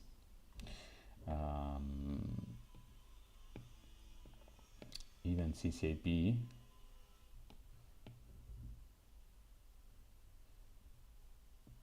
CCIP basically it processes the message and it passes here an hash telling that in this chain it should mint WETH. So what I'm doing is slightly different. So I'm basically making this project based on liquidity pools here. So I already did some other thing, but imagine that now I have the two blockchains here and I have deployed some pool here. So I deployed a pool here in base and a pool here in Arbitrum, and I'm deploying all the pools from basically that in every network that CCIP allows. So each pool can bridge one token. In this case, for this example, I'm considering WEF. So liquidity providers put money, put WEF in these pools, and users will come here and will ask to teleport, which is another word referring to bridge. And users will come in base, for example, and we say, okay, I want to teleport one WEF to Arbitrum now. So I send a message with CCIP.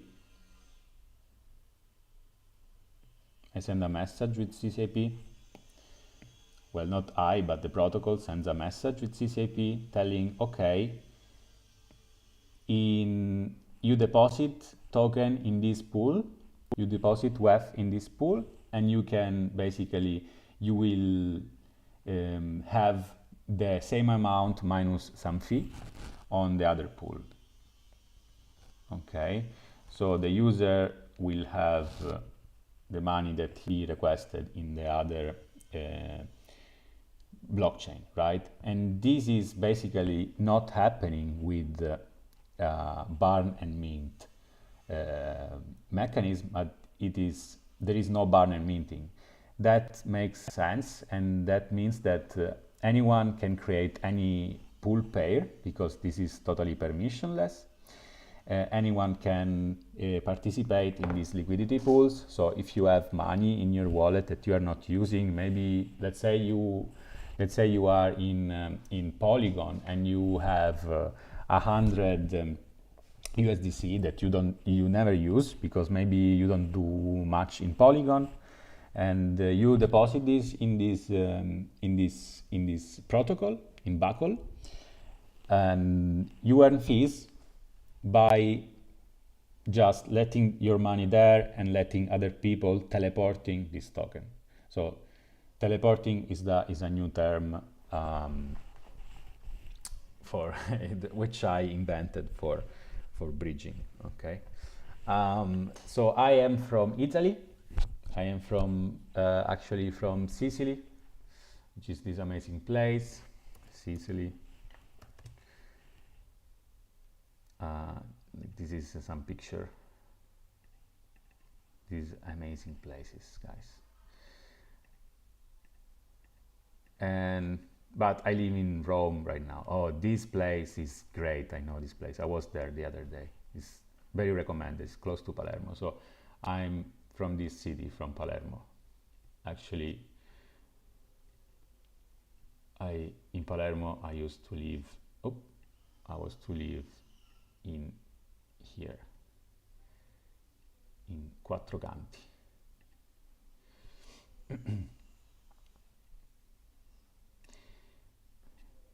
Yeah. And nice, from India. From where? Do you participate in hackathons that they organize in India? I don't really do trading.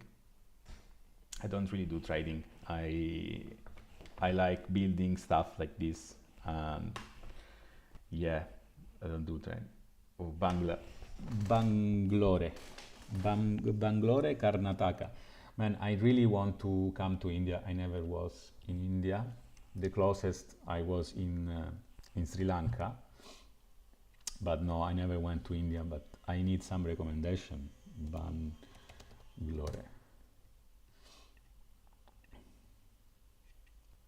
Can I get some? Looks very nice. Wow.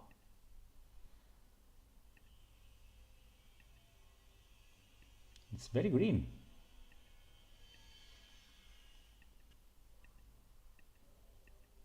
Bangalore.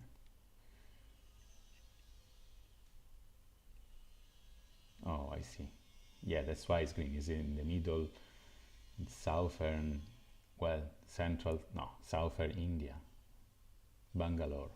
Nice. I don't work in an office. I actually right now quit my job. I work from home. But since I quit my job, I'm working more than before. So yeah, and so now I started these live streamings where I'm building this project for the Block Magic Hackathon. Maybe in the future, um, yeah, in the future I will do some other session where maybe also not live, where I explain like basic Solidity concepts. Yeah, nice, nice. What is your name?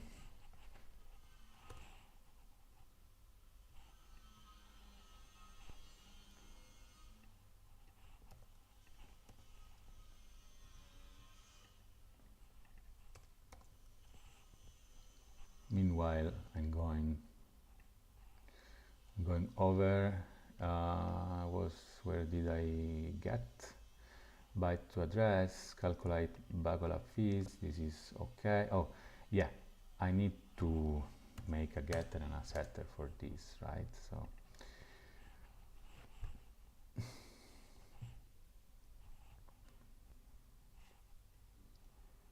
value.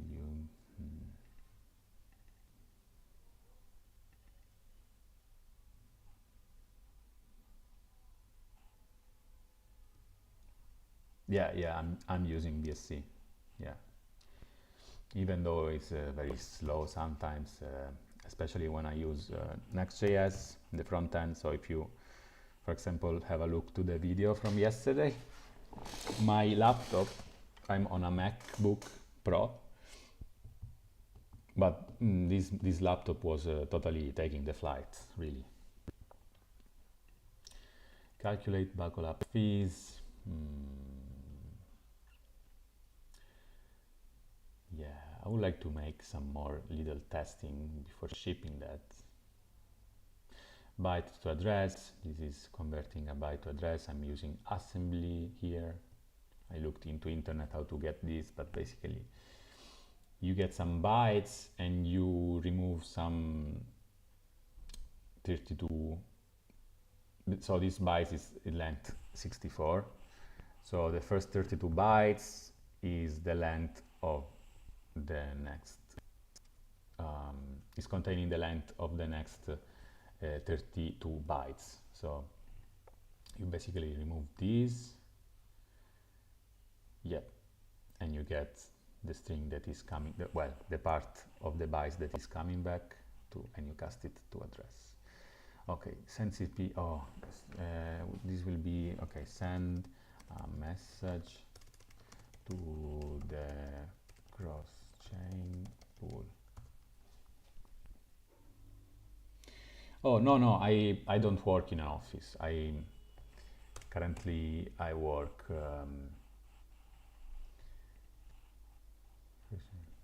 I work from home. Telling to make the teleport. Okay, I just think this is redundant. Okay, client, CCIP fees, unchecked. This is the unchecked.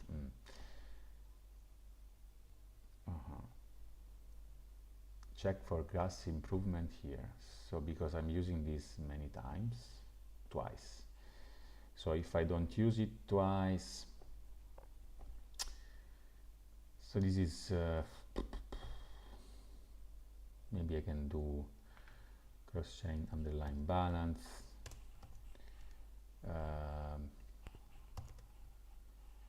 Let's do this is uint 250, uint 256. This should spend slightly less gas.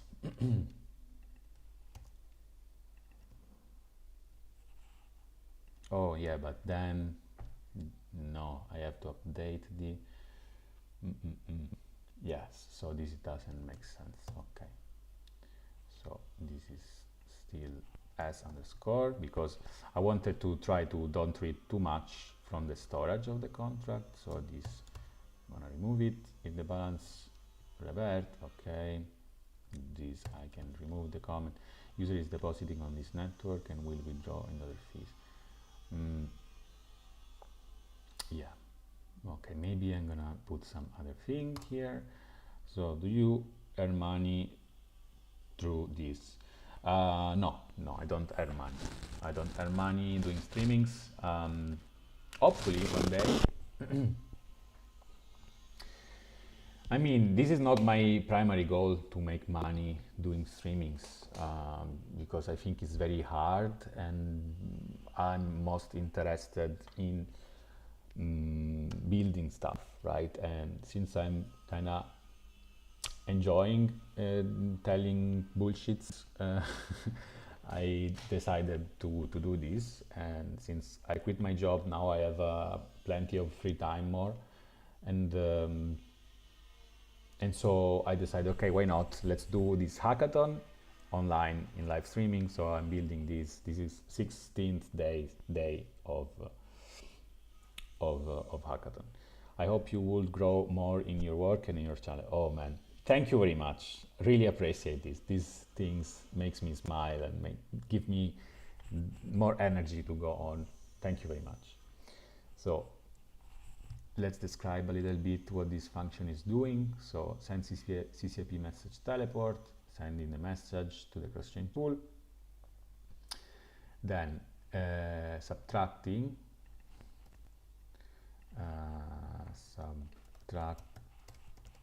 from this the value sent and fees. Value sent minus value to teleport minus fees from this. Fees basically stay here in source, right? Chain or not? Let me check. So value minus fees. No.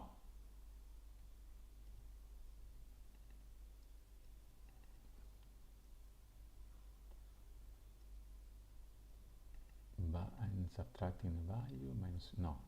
The fees stay in the other chain or what? I don't know.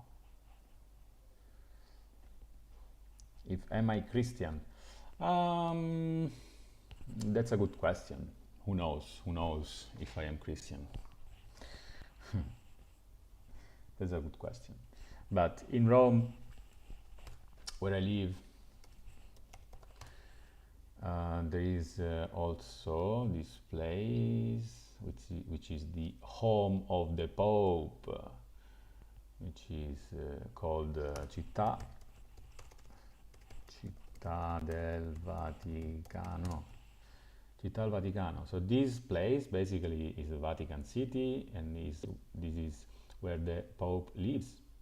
And this is something that this Musei Vaticani, and this is like very good place, and it's crazy how such a small place can be one of the most powerful state in the world and richest. It's crazy. Like this is really this big. It's like here you have some garden behind, like these are, yeah, those are the gardens of the Pope. You can visit them if you want.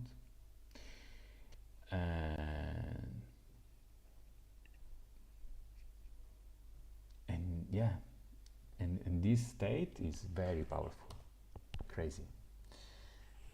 Okay, back to me.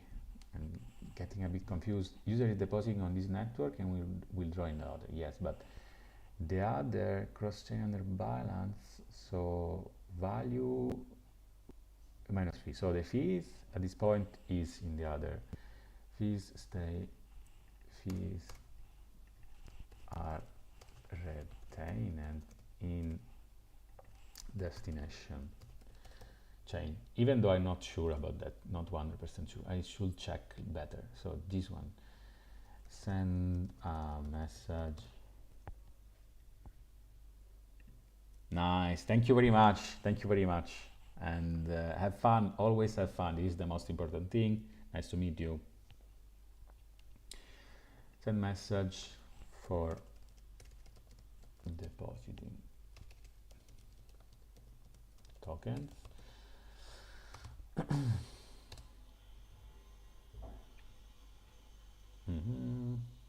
Yeah, this is enough. Send message to redeem token on destination chain. Nice. Send CCP message redeem is not doing crazy stuff. This one, cooldown. Send a message for the cooldown, not doing crazy stuff. Build deposit message. Build deposit, maybe there is some error. I need to go over some testing later. Okay, build deposit message, build the deposit message. I definitely need to go over build redeem message. Always need to go over and over again. Build cooldown message, build the teleport message, and then simulate message deposit, simulate deposit, simulate deposit message, and then here simulate deposit message to needed to evaluate the cost of deposit in CCP fees. This is so important. The redeem message, the cost of redeeming in CCP fees. Same here.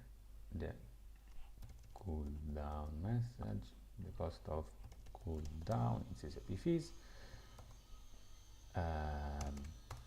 Simulate, no, this is building the teleport message. Okay, so I'm gonna move this up because I don't know why it is here. Redeem, deposit, yeah, okay. So building, where is it? Simulate message teleport, build teleport message. This is build the teleport message.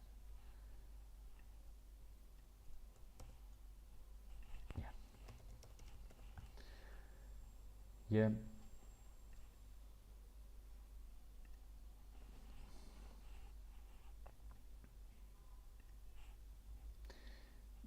Okay. Cooldown message is cooldown expired. Helper function to see if the cooldown period has expired.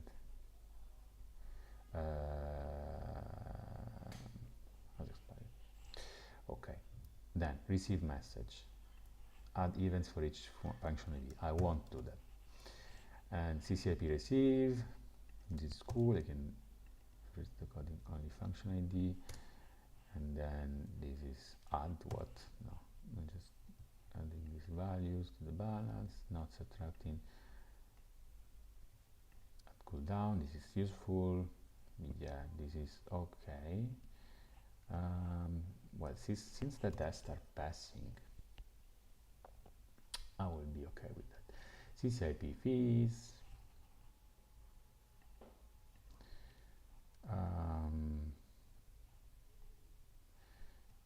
is used for, this would be teleport function, the CFE fees, yes, this is okay, and this is basically the same, right? So we just copy, paste. This is used with the redeem function, and that is those fees.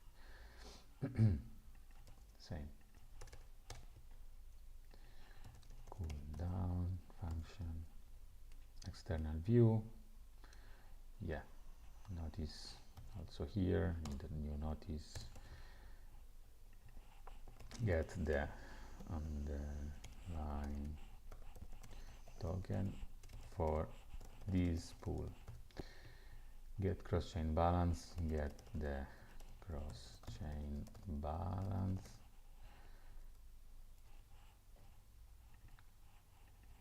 the balance of the other pool. I just want to see one thing in CCIP receive. Oh, I do need to go in 4 minutes. Let's check that. So when I do teleport function ID, I just do that. Okay, deposit function ID, underline deposit, okay, liquidity pool toss, redeem function ID, amount to redeem, saves transfer. I'm not actually not subtracting the amount redeemed on the source chain from cross. It's going in cool function, cooldown amount, cross chain underline balance, cooldown amount. Yeah, but I also should decrease.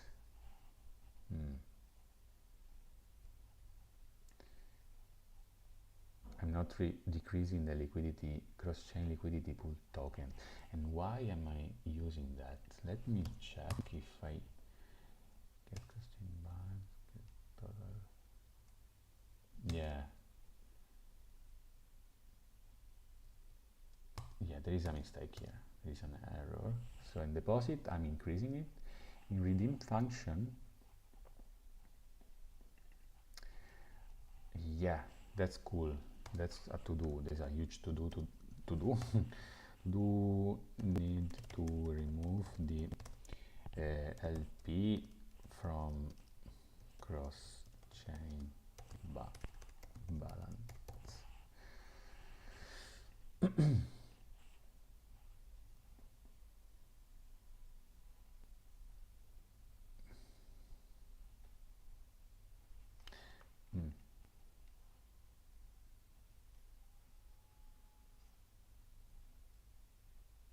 Okay, let's also do that before shipping. This is so important. It's so important. Okay, so where were we at? So all these things. Okay, get the balance of the balances of the other pool, of the pool on the other network chain, and this is get cooldown, get the cooldown timestamp for the LP, get the allowed pool and chain, basically, yeah, and then get chain, other chain element, get the address of the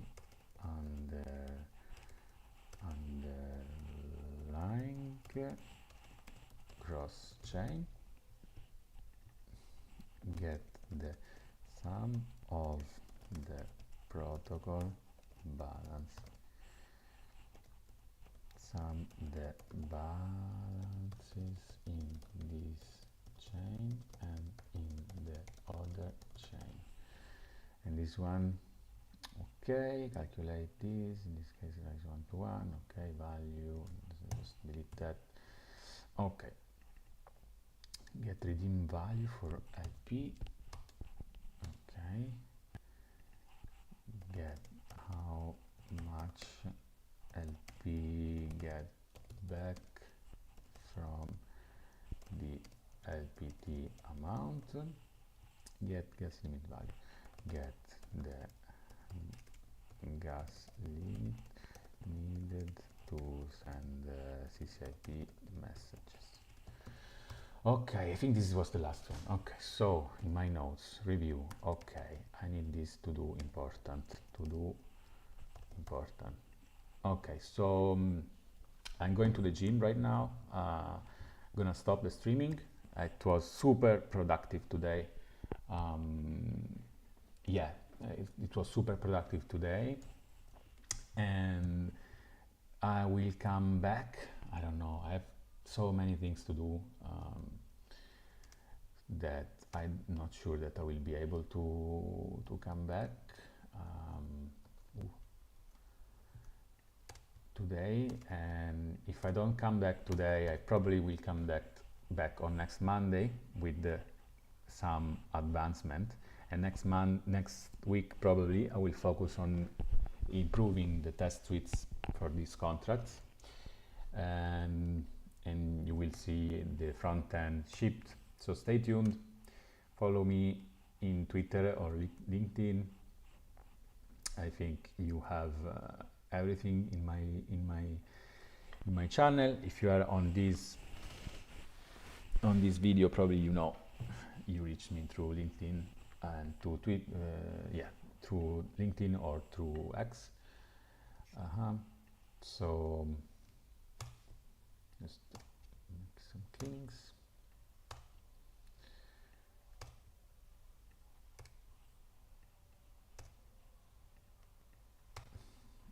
I will just do, this is 32 bytes, this is 28, this is 20, this is just divided by, yeah.